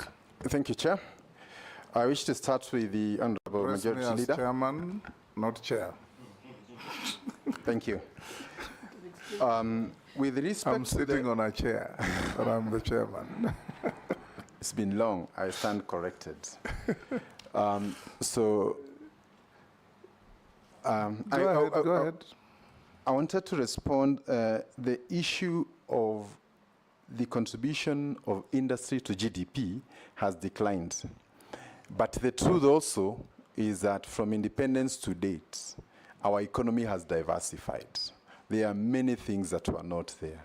For example, Kenya is among the top in geothermal in the world. Actually, in Africa, we are a case study. Sometimes when you're looking at industries, we don't see that as an industry. If you look at the flower export business, that's a whole industry unto itself. We are probably the fourth and the best in the whole of Africa. So sometimes when you're defining industry, we are defining it from the way we knew it then. But industry is very dynamic. Even the M-Pesa platform, it in itself is a whole industry, financial industry, that has completely reconfigured our economy. So I think as we move forward, and the banking industry, Kenya is not just an economy to itself. I mean, all these regional countries look up to Kenya. So I think sometimes when we say that our contribution has gone lower, it sometimes is taken to mean like we are stagnating. It is not entirely true. Actually, we are diversifying. The members are talking about the prism of manufacturing. Yeah. Yes. Yeah, and I'm also calling upon us to see manufacturing in the broader context. Yeah, actually, I would like to comment about the manufacturing, and I want to echo what the Emir has said. Personally, I was doing manufacturing in industry area. I was doing manufacturing of vehicles, and we had to close down. And if you go to industrial area today, you'll find that all the godowns are closed down. So I think it's good to accept that there's a problem, and then we sit down, we involve all the stakeholders, and then we see what we can do so that we can now open those industries. Go on. That's a personal testimony. Thank you, and I appreciate. Yes. So I think the point is, do we have a problem with the growth of industry? I said where we started in the year 1963 and the session of paper, and where we ought to be today, there is a clear challenge. The issue is how we can unlock that challenge. One of them, I said, was the cost of energy. The other issue is also getting into agreements that allow flooding of goods into the country, thereby disadvantaging our local people. The issue of taxation sometimes, without looking at the broader impact of that on the industry, becomes another bigger problem. I also wish to cite the issue of financing. If anybody wants to start an industry today and you go to a normal commercial bank, the period they give you is normally not more than 10 years. At an interest rate of 18%, you cannot survive. Again, we do not have banks that are aligned to industry, ones that appreciate the whole value chain of industry that can help our local manufacturers to work together. And therefore, I invite the members as we try and reconfigure how we can move from here forward and encouraging local investors, those who are there to see how they can grow, and I think also more importantly, encouraging the younger ones. The majority leader also talked about the cottage industries. I think sometimes we overfocus on the big bulk industries. But the truth is, if you go to every village, the potential to have small industries that can employ 10, 20 people, get the raw materials from the village becomes a big issue, partly because of employment in the rural areas. And you do not want a situation where everybody has to leave their rural areas to come to town to find labor. So we'll also try and look at how we can be able to encourage cottage industries all the way down into the rural spaces. Then on the issue of sustainable industrial growth, I think it's also very important that we don't just seek to have industries that will come, create jobs for 1, 2, 3 years, and then from there, they are gone. And I think looking at Kenya's position with respect to sustainability, especially on energy, we have a big step that we've already made. But I think there are critical decisions that need to be made with respect to energy that would help us to overcome. The Deputy Speaker has mentioned the issue of clinker and companies that have now to import clinker at a higher level, which means some of them are actually on the verge of closing. I think sometimes when some of this legislation comes, it would be wise to give the industry time, in which case you say, within the next 3 years, everybody should invest in clinker mining. So that if you're a local company and you know between now and then the duty will import duty will continuously go up by 5% or 10%, then it means you have to look for alternatives. And government can give them time. But some of these drastic decisions will send our local companies to the gallows. And if you look at the exports to our neighboring countries, without mentioning, cement is one of the big commodities that we are exporting, including steel. So when you come and also extinguish our companies here, we are also shooting ourselves within the regional export market. The Honorable Dawood has mentioned street children were rounded, don't know, taken somewhere. I think it is good to say that even if they are street children... It was alleged. Alleged. You remember, Lee? Yes, it was. That in an attempt to make Nakuru attractive and make it a city, you picked street children, some street families, put them on the trucks, and went and dumped them in Embobut forest. Mr. Speaker. I'm saying, let me finish. Because you remember this matter came up in the Senate? Yes.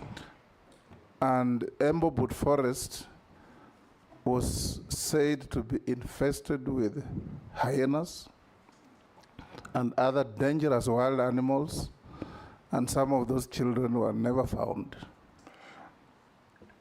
Mr. Speaker, it is extremely wrong. I have used the word very advisedly, alleged. I also have many allegations about everybody else. So if it's about allegations, I think we can also come up with allegations. But I advise you not to lose your cool. Just answer questions. It's about my integrity. The way they are asked. We also have allegations, if it's about allegations. Just answer questions the way they're asked. That's what Dawood asked.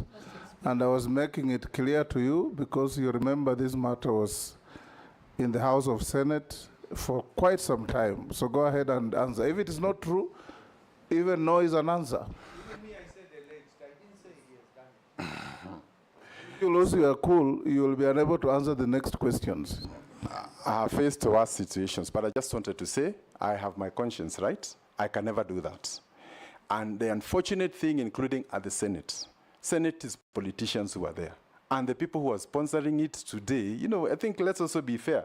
You can't call a governor to come and answer to allegations put by their opponent who have intentions to go to an elective position, and then use that allegation later against him. If there are people, this country has the best intelligence in the region. We have never said even one name. So I think let us also respect the institutions we work for. And I would say for Kenya and for posterity, the opportunity to serve in these institutions should not be personalized for gain.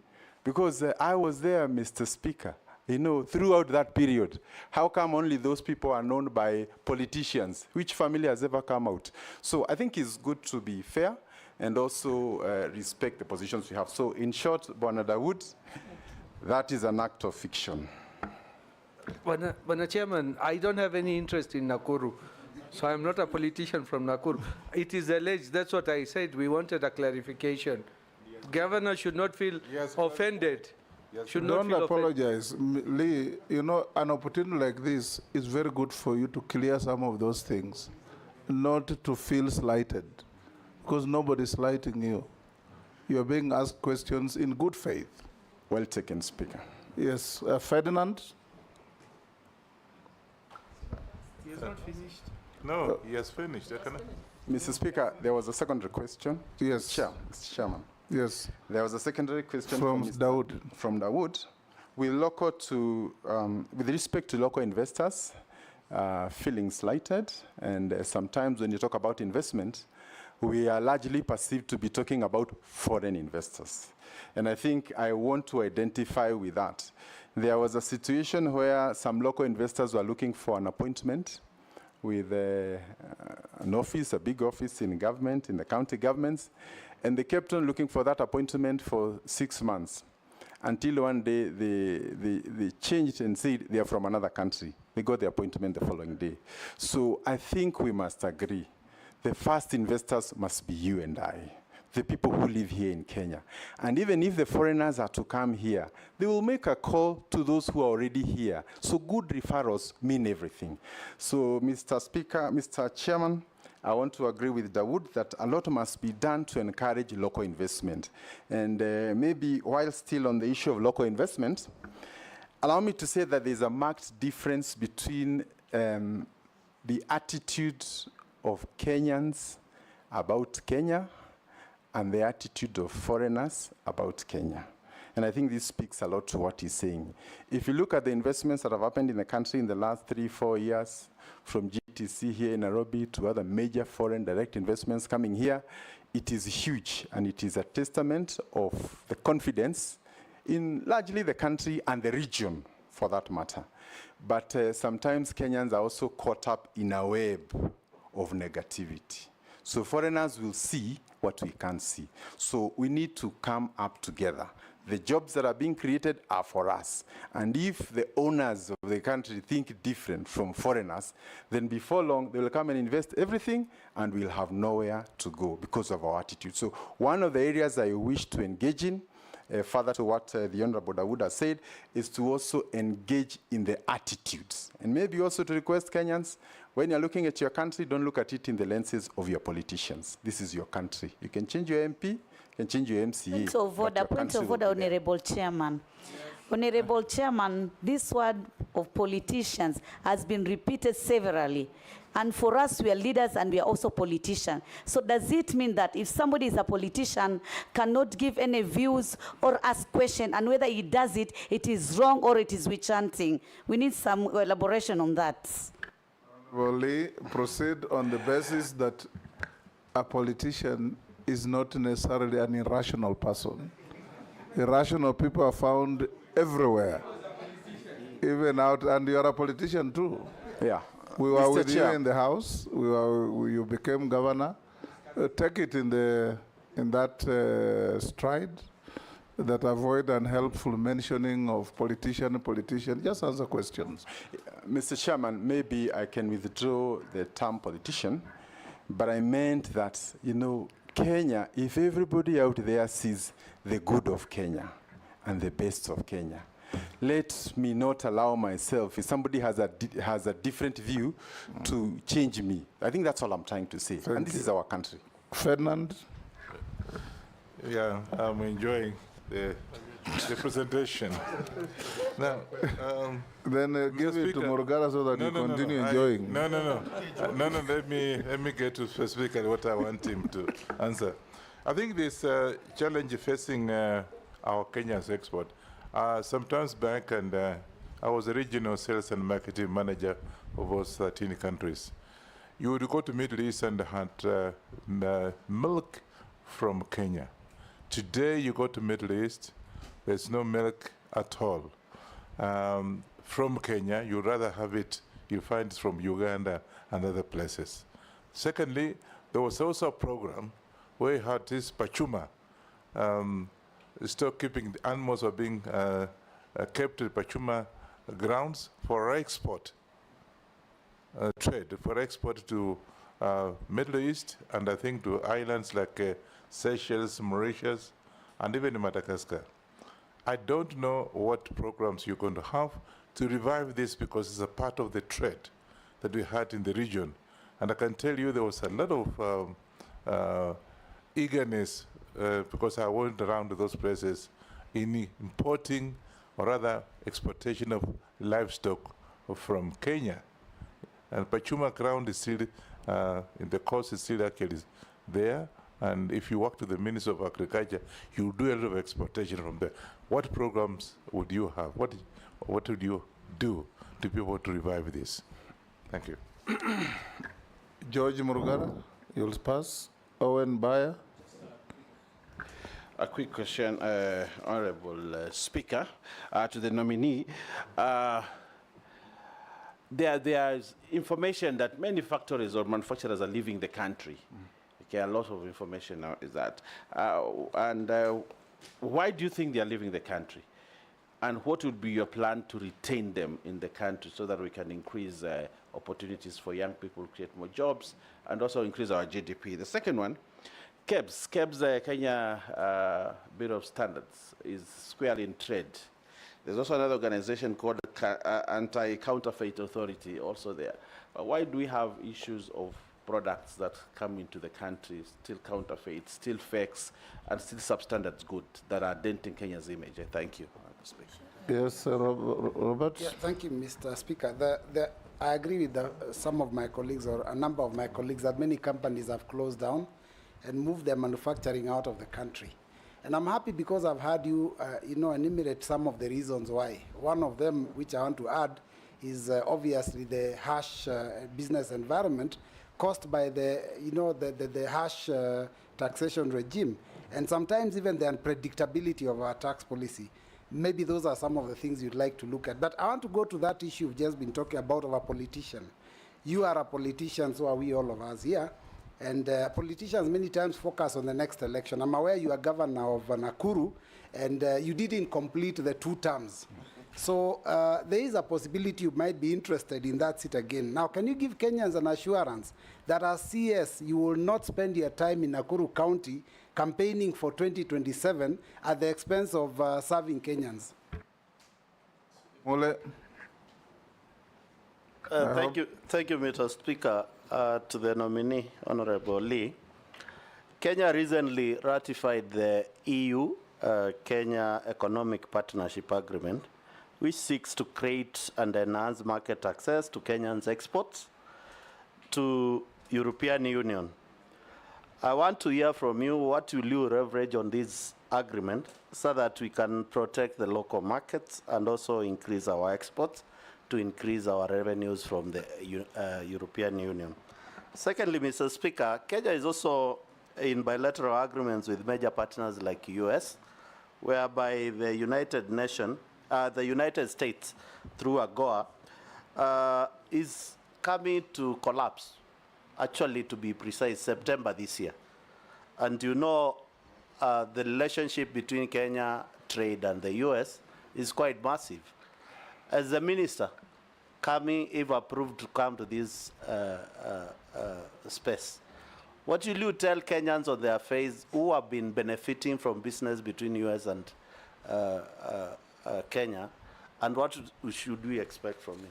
Lastly, but not least, Mr. Speaker, is a question from public, whereby when you are the governor for Nakuru, we had the tragedy of Solai Dam. And it really exposed, and we lost Kenyans on that. And a report was done, and a criminal negligence on duty by officers in Nakuru County was placed on them, as you are the governor there. What measures did you do? What response can you tell Kenyans? Are you going to be responsible with our trade, and it gets to the same strategies in this country? It is unfortunate, but what measures did you take to make sure that people were brought to book, and at least the county government, did they compensate those people? Thank you, Mr. Speaker. Mukami? We'll take some more. Thank you, Honorable Speaker. Honorable Speaker, I would like to ask our nominee the strategies he's intending to employ to boost the businesses of small-scale traders. Honorable Speaker, if you go to Kirinyaga Road, Nyamakima, majority of the small traders have closed down. I would really like to know, I would really like to hear from him what he's going to do so that we can bring those young people back to their businesses. The other question, it's in your view, what are the challenges that negatively affect the growth of exports, and what should be done to improve the visibility of Kenyan export in international market? Thank you. Yes, Lee, you can answer those. Thank you, Chairman.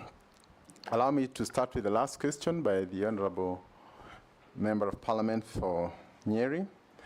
The issue of small-scale business people, I think, is a huge concern, both in Nyamakema and across all our urban areas.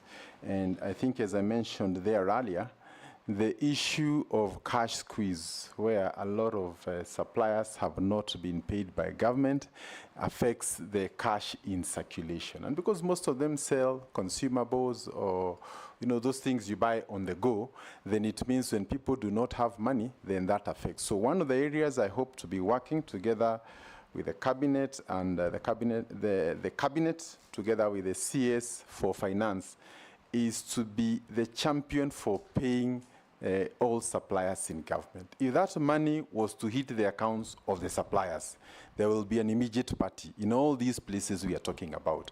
People who are about to face foreclosure will be saved. So, and when the money is in circulation, there's more trade, there's more tax, everybody benefits. So I think we need to agree that, again, the other issue is for banks, because it is very lucrative to put their money in treasury bills and treasury bonds. They don't want to lend to the small people. So again, there's no money in circulation. So let's agree that the small business people are suffering from the cash squeeze that is currently there. And everything must be done, even also by this House, to help us unlock that challenge so that we can give hope. On the issue of funding, I would strongly recommend that we need to find a sustainable way of funding our small businesses, although it is also not right to call them small. People tend to live up to the titles they are given. So I think we need to find a better way of calling them, because it's like confining them to the smallness in which they are. But in short, government must come up with a way, or even if it means the commercial banks must set aside a certain percentage of their money for a certain category of industries and so on, that can help us avail cash flow to the businesses.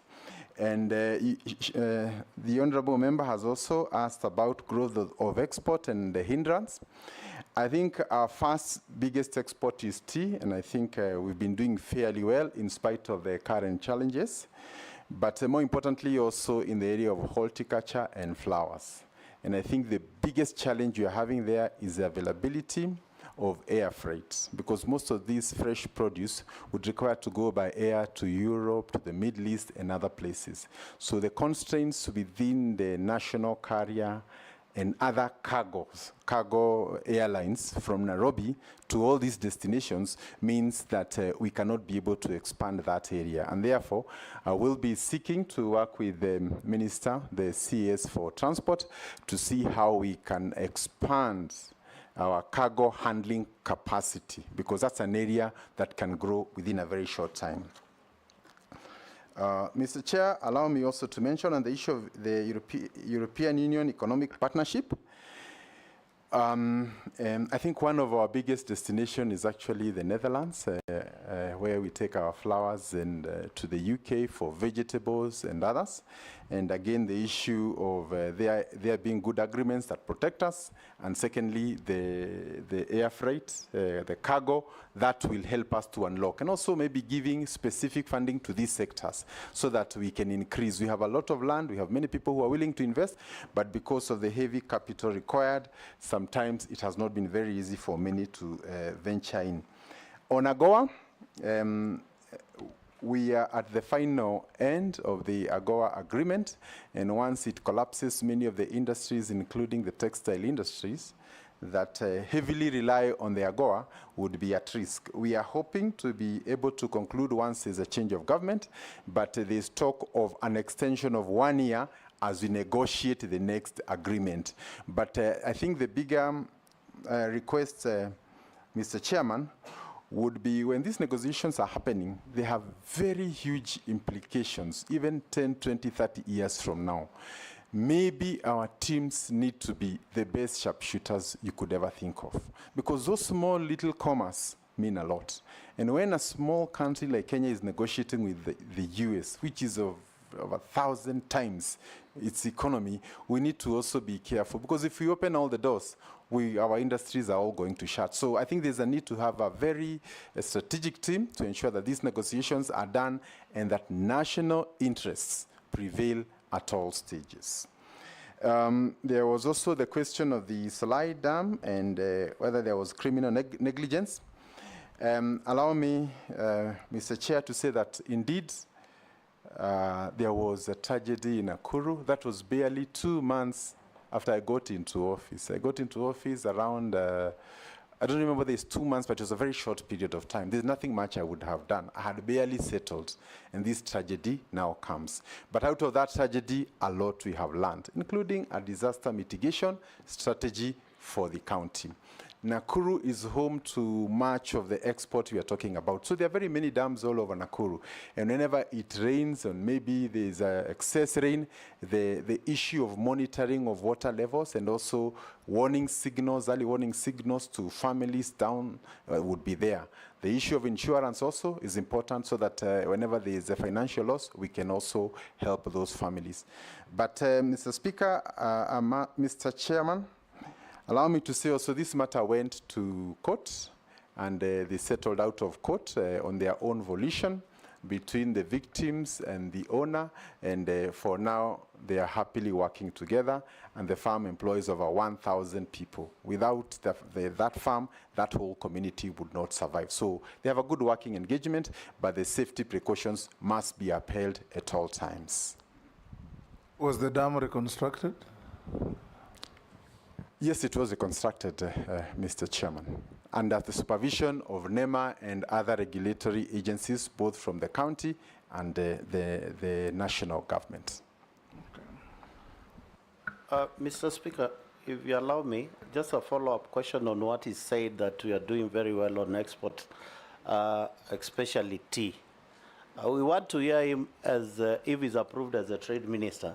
There's been challenging of our export for tea lying in the port of Mombasa.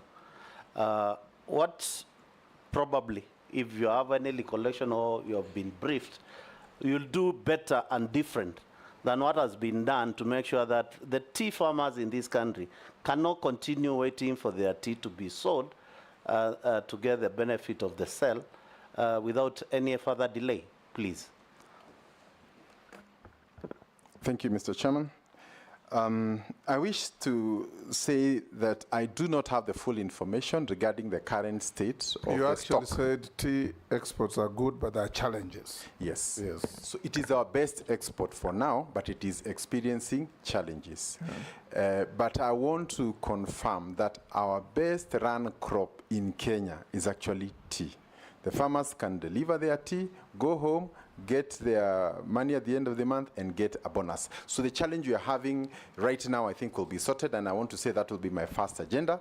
But beyond that, even though Kenya is a key producer of tea, if you go to the Western world and say you want Kenyan tea, you won't find it anywhere. So it is blended and lost in the world flavors. Yet it is the best. So that which we are best for, nobody can go to the capitals of the world and say, I want Kenyan tea. So again, it's a challenge to us.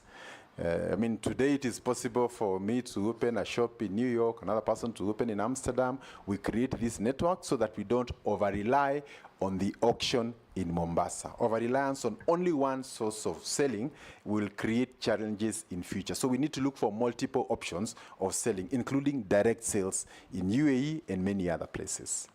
Thank you, Mr. Chair. No, you have not answered about milk export to the Middle East. Oh, you are still. Yeah.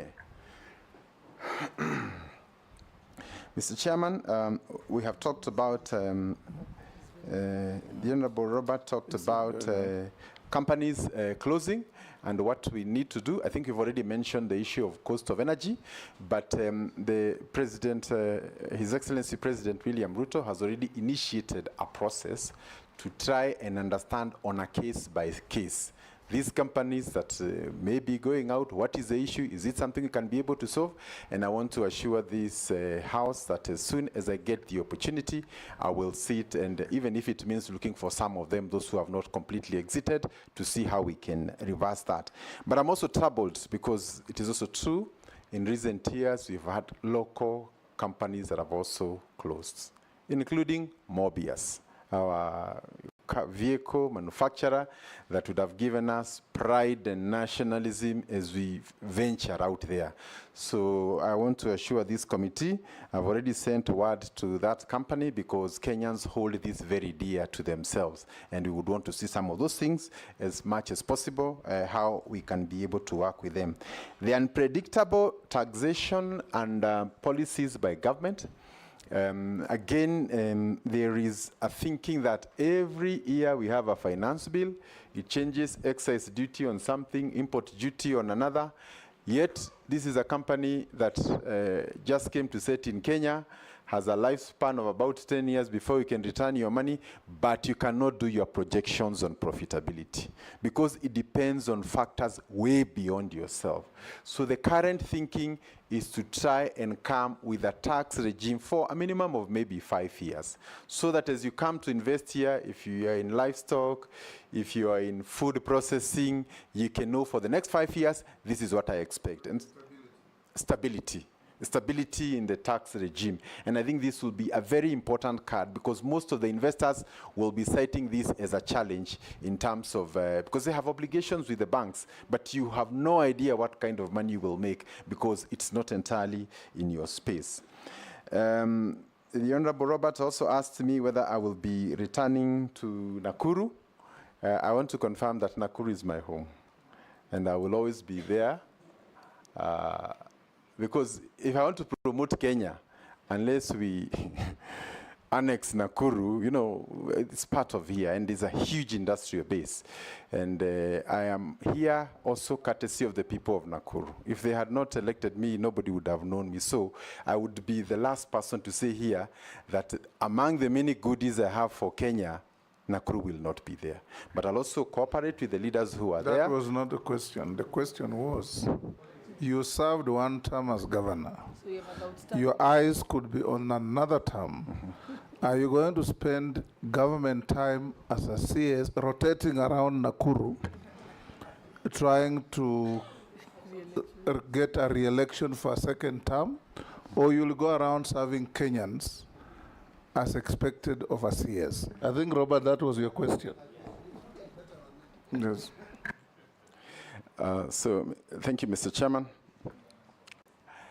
I think for the last 2.5 years, I have given my support to the county in a way of prayer. And actually, it's good to acknowledge that there's a member of the public who has sent in exactly the same question. So just go ahead and answer. Yes, so I've said I support my county and I would want it to prosper. The choice of what would happen in 2.5 years, including for all the members who are here, I'm not too sure you have the answers yourself.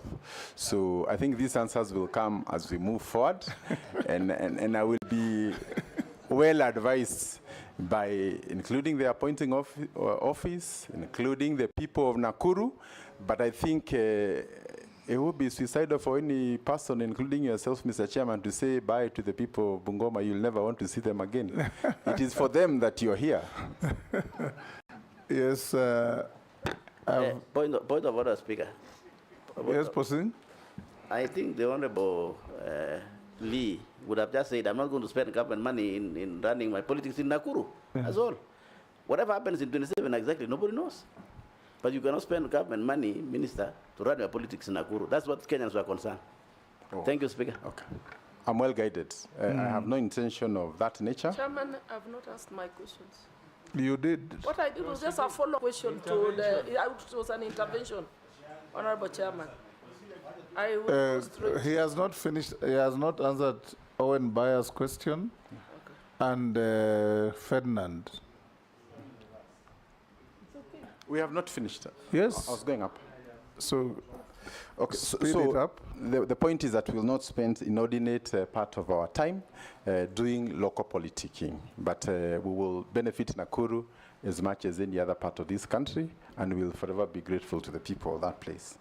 The Honorable Bae, the issue of people leaving the country, I think much as it is true that there are some people or some companies that have left the country, I would always want to see, I mean, is a door, there'll be always somebody coming and another one going. If we over-focus and create a perception, people are leaving Kenya, and the people who are saying that are Kenyans, we are also participating in creating a negative attitude about our country. So we need to say, 2 came, the 3 went. I mean, GTC was not here the other day. All these big Chinese companies that have come, and many other buy locals that have started. So I will not sit on the side of saying companies are leaving Kenya. I will say some are leaving, others are coming. We have many pharmaceutical companies, including from the US, that are setting up at Tattoo City. Many others are coming towards our economic zones that we have already set aside. So I would not say that's not an entirely correct statement, but you have tended to focus on the exit while giving a blind eye to those who are busy coming to bring money and bring investment to our country. Then, so the issue is also to come up with a retention mechanism, and we plan to make Ken Invest, which is the main agency responsible for attracting investment, to equip them so that you have a one-stop shop when you come. Because you don't want to come and you're told, go to Kiambu County, the next day you're told, go to NEMA, the other day you're told, go to this agency. So we should have officers who can hold this new investor. Remember, they don't even know the country until maybe 1 year, and then you can file a report. If they have an issue, we can look into it. But while still saying this, it would be important to say the issue of governance remain a key issue. If a big company quoted in their country come here, and the first thing there's demand for some facilitation of sort, many people don't understand that language. So we need to help our people to channel our interest into partnerships. If a big company has come, we have land, you can partner with this cooperative, and together we can move forward. So the thing is, how do we structure investments so that we do not end up having a tag that can adversely affect our investments? Chairman, I just want to put a rider on that question, because I see one of the reasons why we lose some foreign investors, it is because some of them, they've been asking about having what we call tax holidays. But there has been a lot of taxation on them. So maybe how do you balance in ensuring that we have these tax holidays and at the same time we still collect revenue? I think this is one of the areas why we lose some foreign investors, and there must be some mitigation on that.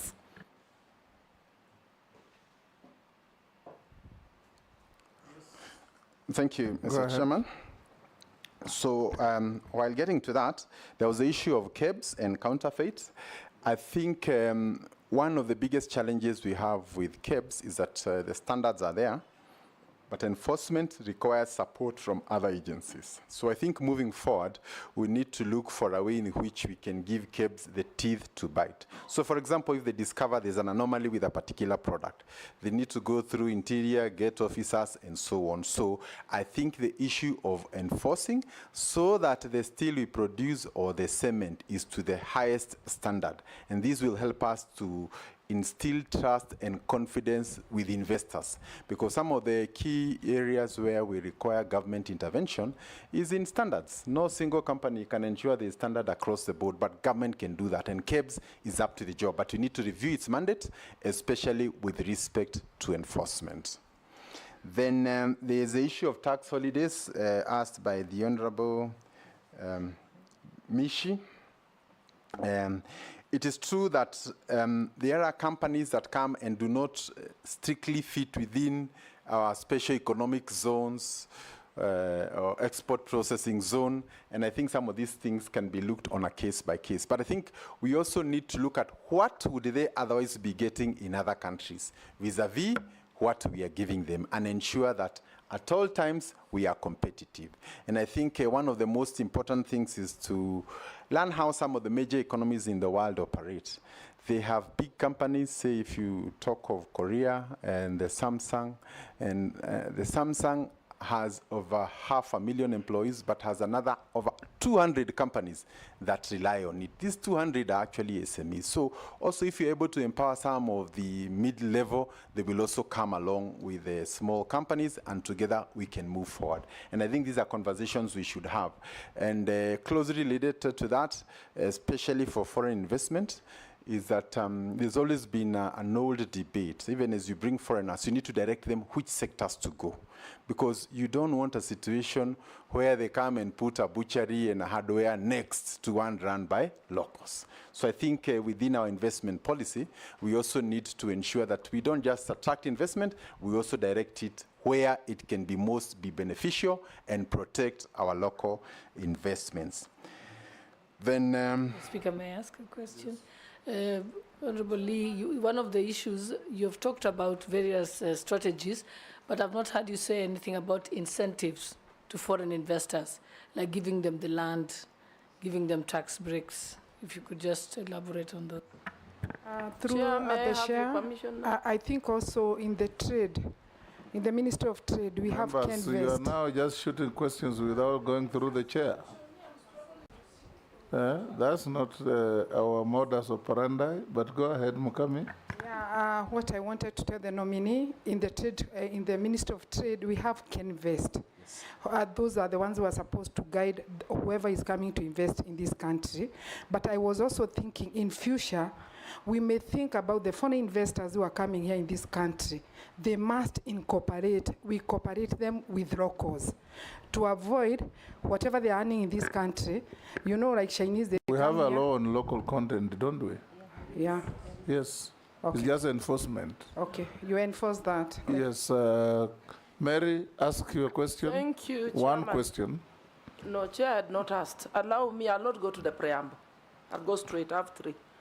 Chair, number one, we talked about dependency on imports, the substandard, the counterfeit, name them, that are impacting negatively on the local industries.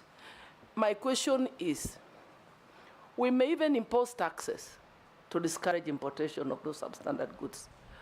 We may even do whatever it takes, but what are you going to do as the minister if you nominee, you are approved to promote local content and encourage use of locally produced goods?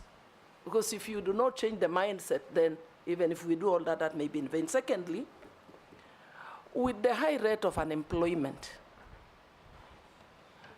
what programs for skills development are you going to support? Although I know that will cut across other sectors, education, labor, and what have you.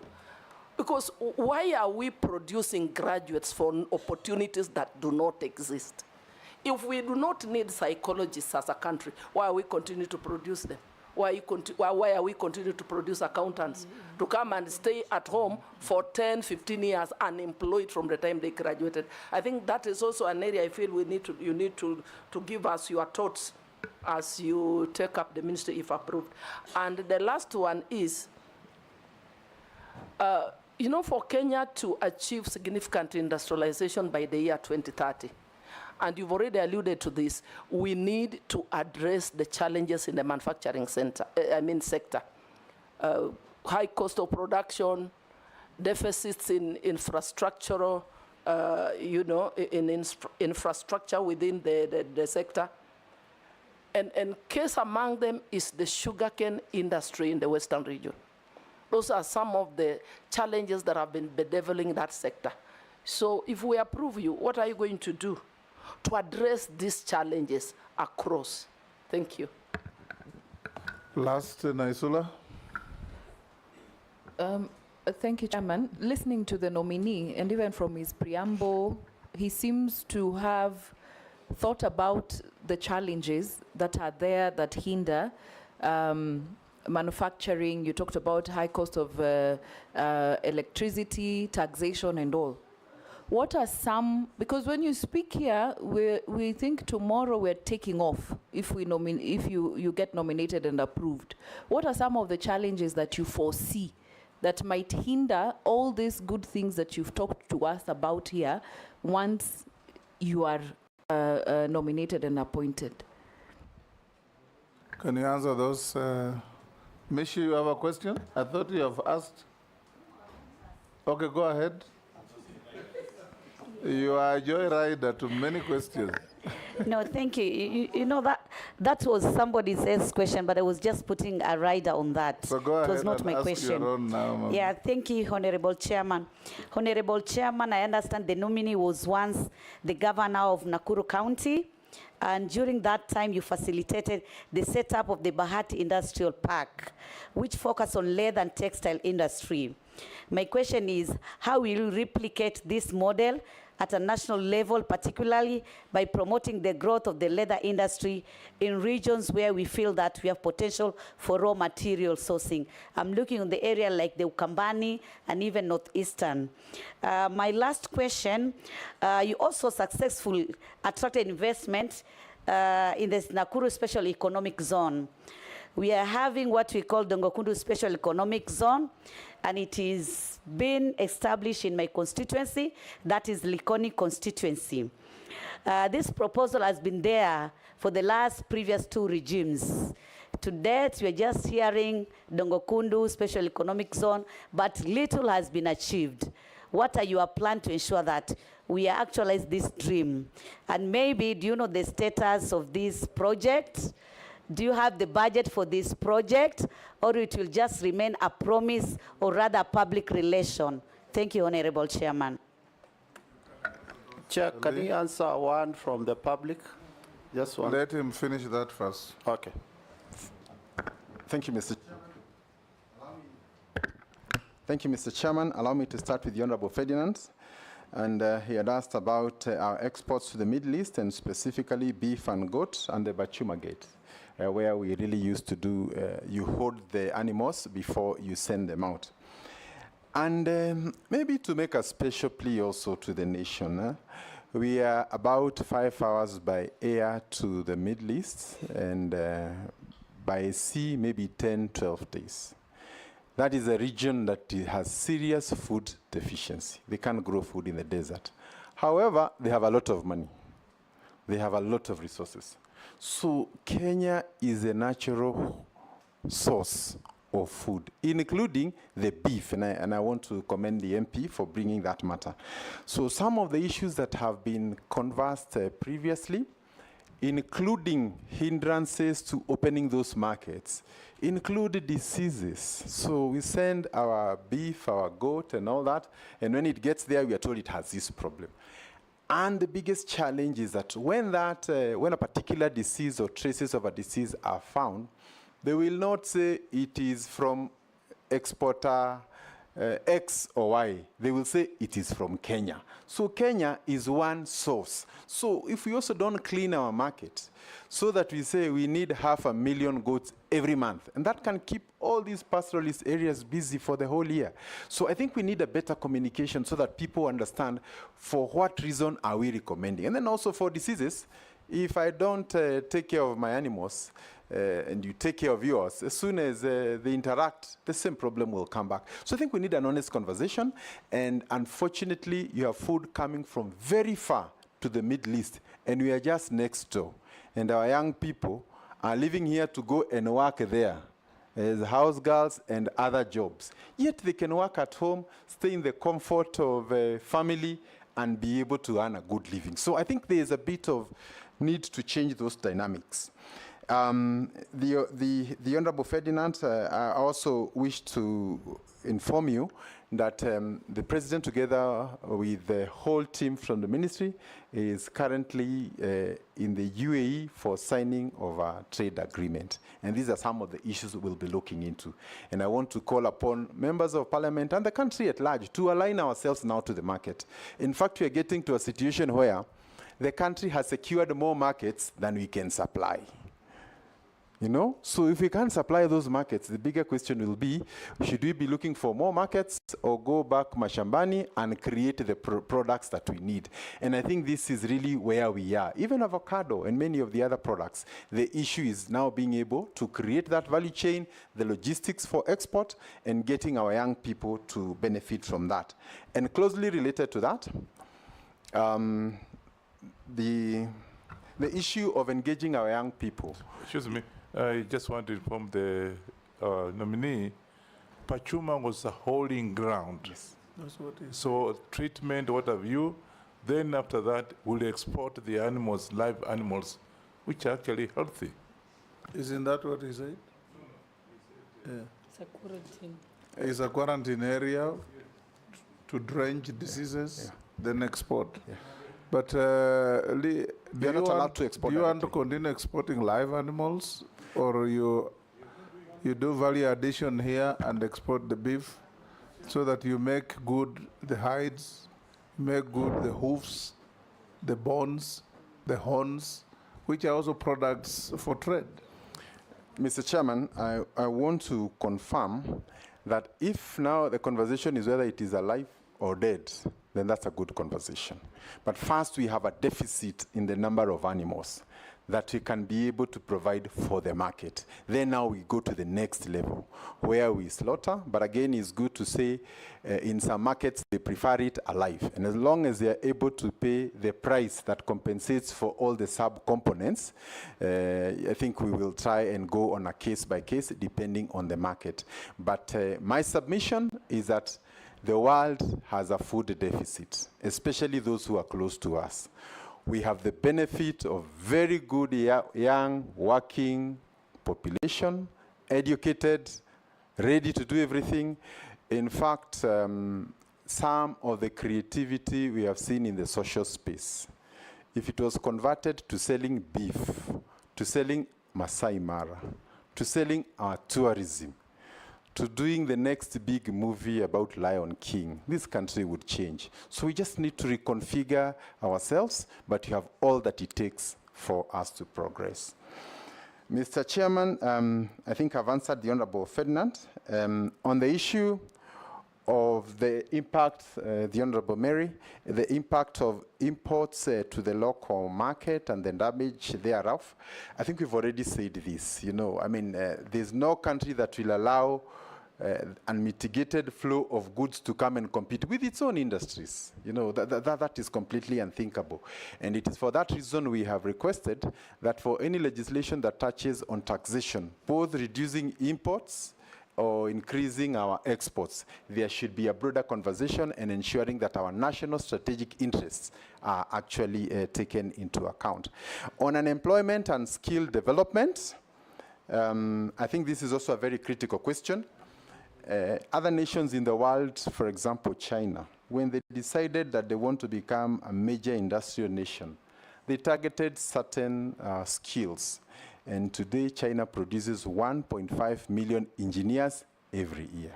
to align to its industrial agenda. So again, we must look at our education, what do we need, and where do we direct our young people.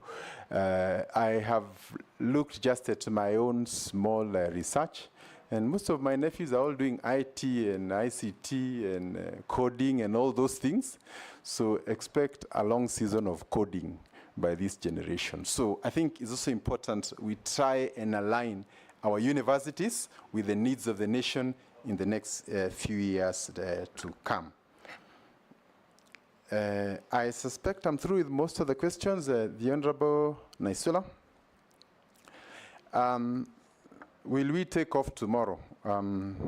I think the answer is yes. And I think that the big issue is, first, can we agree there's a problem? And once we agree, diagnosis is the most important part. If you've agreed on the diagnosis, then the rest is easy. And I want to submit that probably the sectors that can turn around the economy, in my opinion, is largely in the area of trade, especially on exports. Recently, I listened to the Minister for Finance talk about the huge obligations we have in the next 3-4 years. $2 billion, $4 billion. Where will that money come? If we engage in these exports and we get serious to the extent that our young people are engaged back at home, this is not something that should worry us. But if we continue as we are, then we'll have a major crisis in the days to come. So we really need to declare export a national priority in view of the obligations that are ahead of us. Then the Honourable Member also talked about how do we align everybody so that we speak the same conversation. I am new, as you can imagine, but my hope is to request for a meeting with members of parliament so that we understand the importance of industry and how it can impact on everybody. Secondly, is to meet the governors and also the MCA, not the MCAs, the CCs in charge of trade. Because finally, these are the people who will be taking up that. And then together, if we all align, then I'm sure we will be able to make a good outcome out of it. The Honourable Mishi, the issue of replicating leather industry and value addition, I think we are essentially a meat-eating nation. If you look at our nyamachoma culture and you imagine how many hides we get out of it, yet our reputation in the shoe business, in the leather business, remains very shaky. So there is a missing link between that nyamachoma culture and the shoe industry. So again, we want to work with the stakeholders in the industry. And as I said earlier, government must look for a way of identifying maybe 2 or 3 major players and facilitating them so that we become a serious shoemaker, not just for Kenya, but also for the region. We have our police, we have everybody, and government being the biggest spender. If we can commit that to giving our local companies, then that can change the dynamics. But Mr. Chairman, looking at all these things together with the others that we have said, oh, my apology, there was a question on sugarcane, Dongo Kundu. I want to say that of all the special economic zones that the government is working on, this is the closest to the port. And it has very huge opportunities. And just last week, I'm not allowed to meet people who want to brief me, but I had 3 people who are dying to come and meet me, and I told them, wait until I'm vetted, and they insisted. So when they came, they said they want to go there, but sometimes maybe just getting that go-ahead sometimes has been difficult. So I want to take this opportunity to say all investors for Dongo, Kundu, and other places are welcome to the office, and we should be able to link up with the members of parliament for those respective areas so that the public also is aware of what is coming up. And on the issues of governance, which has sometimes been an impediment, I want to assure Kenyans they will be coming to get an officer who is ready to serve their nation. Lastly, on the issue of sugarcane, maybe just to say that I am not very familiar with the exact status of what percentage you're able to produce locally, but I think this is an area we can work to try and increase production so that our people do not have to rely on imported sugar. In fact, in my view, in a few years, we should be thinking of reversing that. But allow me to touch on the issue of palm oil, which is essentially a component you require to make your cooking oil. And the import is actually from Malaysia, which enjoys a similar, and Indonesia, similar climatic conditions as your average Mombasa, parts of Nyanza, and so on. And therefore, there is nothing climatically to say they can't grow there. But you have religiously imported from those countries, and therefore we need now to say, how can we turn our coastal belt into a palm oil belt? And I think this is where we need to work with members of parliament for those areas and agree that if you want to process these kind of products, you must start a plantation or even have outgrowers, and maybe working with seeds, other seed companies produce varieties that can work there. And I think these are practical solutions, and it is widely believed that when those countries were starting their palm oil industry, they got advice from us. Thank you, Mr. Chairman. Chair. Thank you. Yes, Mule. Thank you, nominee Lee. There's a question being posed to you by the public that Kenya is one of the countries whereby is suffering what is being called capital export or capital flight, or money generated locally and end up in different. Why? Because of contractors and because of businessmen who are not of Kenyan origin. So the public is asking, as a minister if approved for investment, trade and industry, what are you going to do to reverse this norm? Because it has really impacted our economy badly for the last several years, whereby people come and do business, get paid using taxpayers' money. Are you asking a question on behalf of the public? Yes. Or you are making a speech? No, I'm asking on behalf of the public. Okay. Yeah, and I stated very clearly. Okay. So the public want to know, what are you going to do as the Minister for Trade Investment to make sure that we stop this capital export, please? Thank you. Can I ask, on behalf of the public, just one question? Yes, very short. Okay. Thank you, Honorable Speaker. Honorable Speaker, to the nominee, you know the history of retail business in this country. We had Uchumi, it collapsed. We had Nakumatt, it collapsed. We had Tuskys, went the same way. ShopRite came into this country shortly and left. Now we have Naivas and Carrefour. What are you going to do to stabilize the retail business in this country so that we do not continue, one, lose all our Kenyan local-grown retailers, and attract others, but also ensure that the stability. There are other smaller ones that are coming up. What are you going to do when given the opportunity to ensure the stability and they grow and they actually take over the Kenyan market? Thank you. There are two questions from members of the public.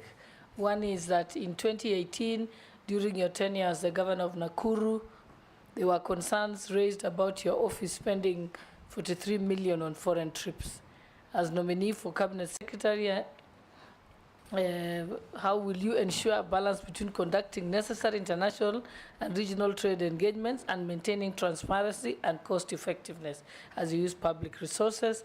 The second one says, East Africa breweries has of late been accused of outsourcing basic services such as transport, distribution, and warehousing to their partners in foreign nations at the expense of local Kenyan-owned players. What measures will you put in place to immediately put this to an end? Yes, Lee, can you respond to the question by Honorable Muller on behalf of a member of the public and the two from the Deputy Speaker?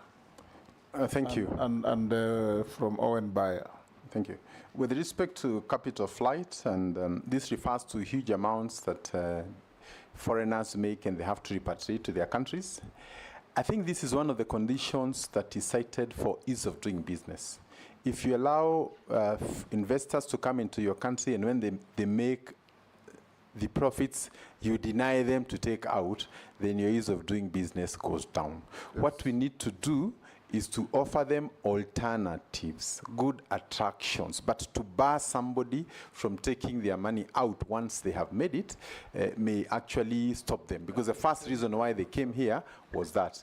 I don't want to cite some countries that tried that, where the issue of Forex became a very big challenge, and eventually huge industries that had already set there were crippled. So the ease of capital flow is very important. And if anything, I would be asking, you know, there are some countries out there in the world who have no other business other than you taking your money. So we should create that possibility. Anybody who has money and they want to take it somewhere, it is stable. We won't wake up tomorrow and get insane. This should be the place. Give attractions, interest, stability, all those issues. So I hope I've answered the honorable member with respect to capital flight and contractors and all the others.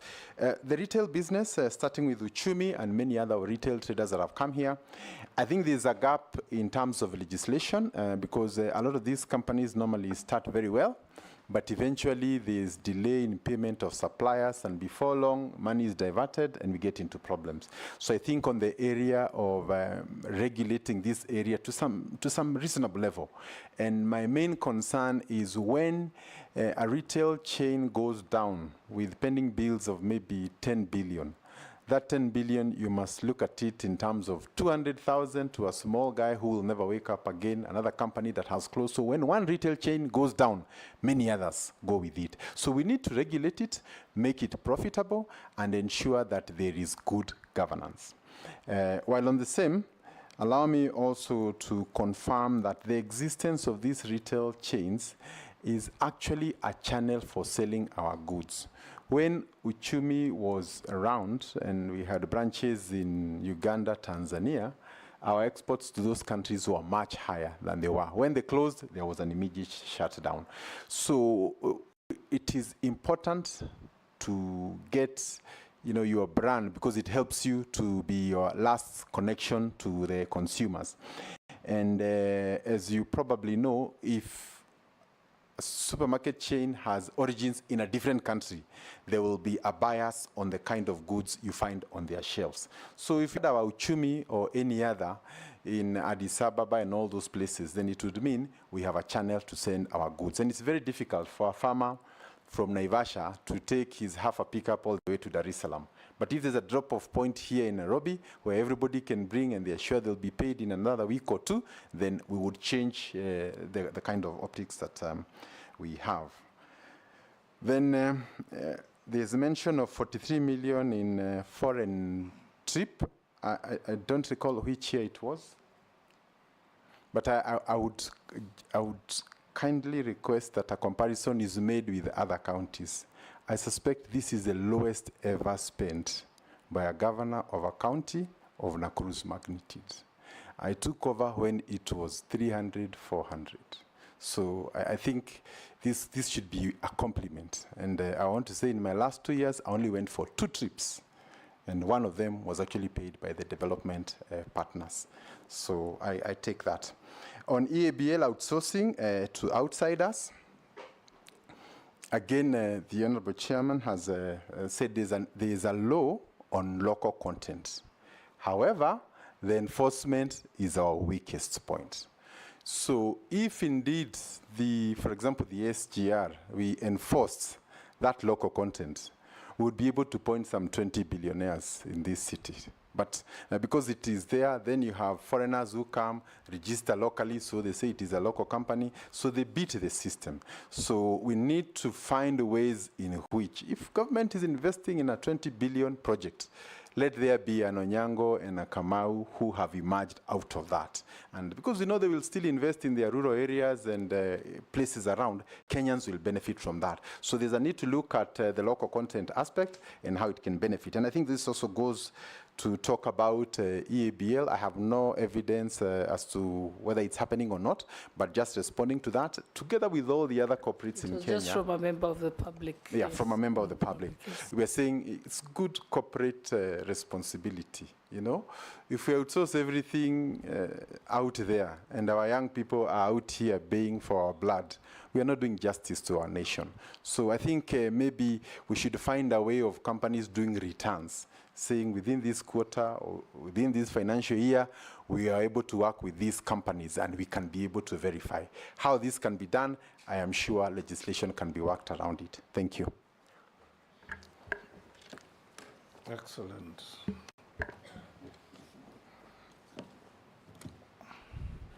One member from Nakuru, perhaps this is your friend. Lee is a very good leader from Nakuru. He always unites all communities, give him an opportunity to serve us. That must be one of your supporters from Nakuru. My enemies think the same.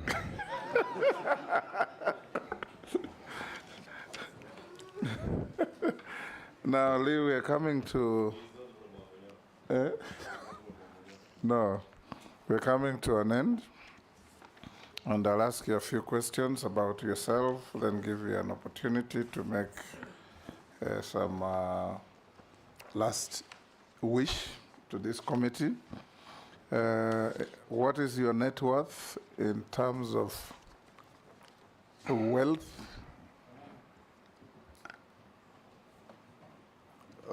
Thank you. And houses, land, cash at the bank, and whatever? Mr. Chairman, my shares in family businesses are around 399 million, and some apartments worth 80 million. I have a loan of 8 million, and that gives me a modest net worth of 471,972. For a former governor, that's very modest, I must say. Yeah. Have you ever been convicted in any court of law of any offense? No, Mr. Chairman. Have you ever been adversely mentioned in a parliamentary committee report? No, Mr. Chairman. Do you hold any office in any political party? Not at the moment, but I've previously held office in Ubuntu People's Forum. Yes. UPF. Have you ever been dismissed or removed from office for contravention of Article 75 of the Constitution? No, Mr. Chairman. Have you ever been associated with practices that depict bias, favoritism, tribalism, nepotism in the discharge of public duty? Not to my knowledge, Mr. Chairman. What is your last wish to this committee?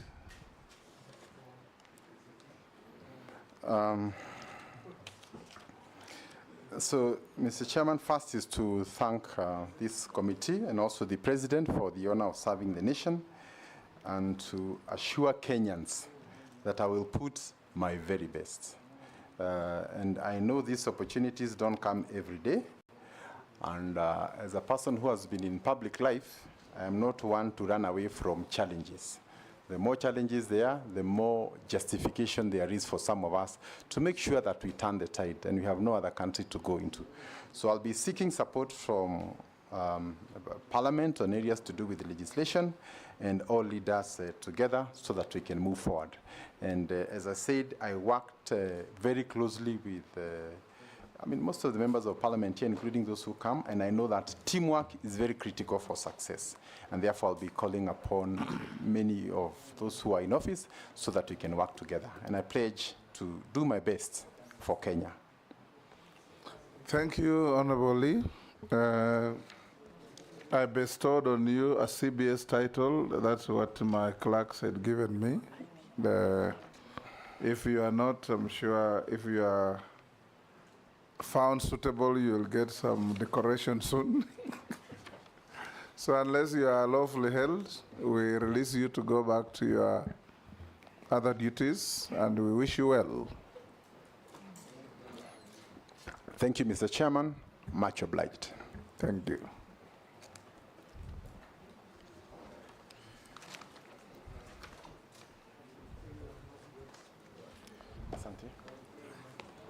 And Lee, when you have time, read a book called How to lose an interview. To lose? How to lose an interview. It includes losing temper. On both sides. Thank you. Yeah. Asante. Kwaheri.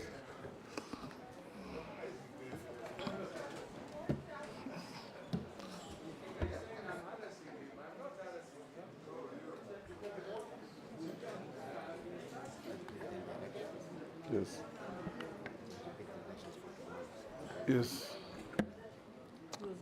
Honorable members, this brings to an end our engagement with the 3 nominees.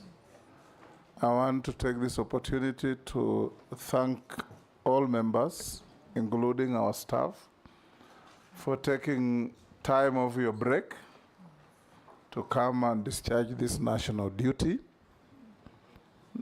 We know we are on our long recess, but you took time out to come and discharge this duty, which, in my estimation, you have discharged very honorably and respectfully. We will adjourn the sitting now and give the clerk and his team time to do a draft report based on the material placed before us. The conclusions remain your purview, remain your jurisdiction. So I'll invite you tomorrow to be in this chamber at exactly 3 p.m. tomorrow, so that we look at the report and make our conclusions, whereafter we wait for the special sitting the next day. So let's have a good evening. Tomorrow's meeting will not. For our friends from the 4th Estate, tomorrow's meeting is a closed meeting, the 3 o'clock meeting. So we will advise you to wait for the product in the chamber on Thursday. Thank you, honorable members. Have a good evening and enjoy having a happy new year.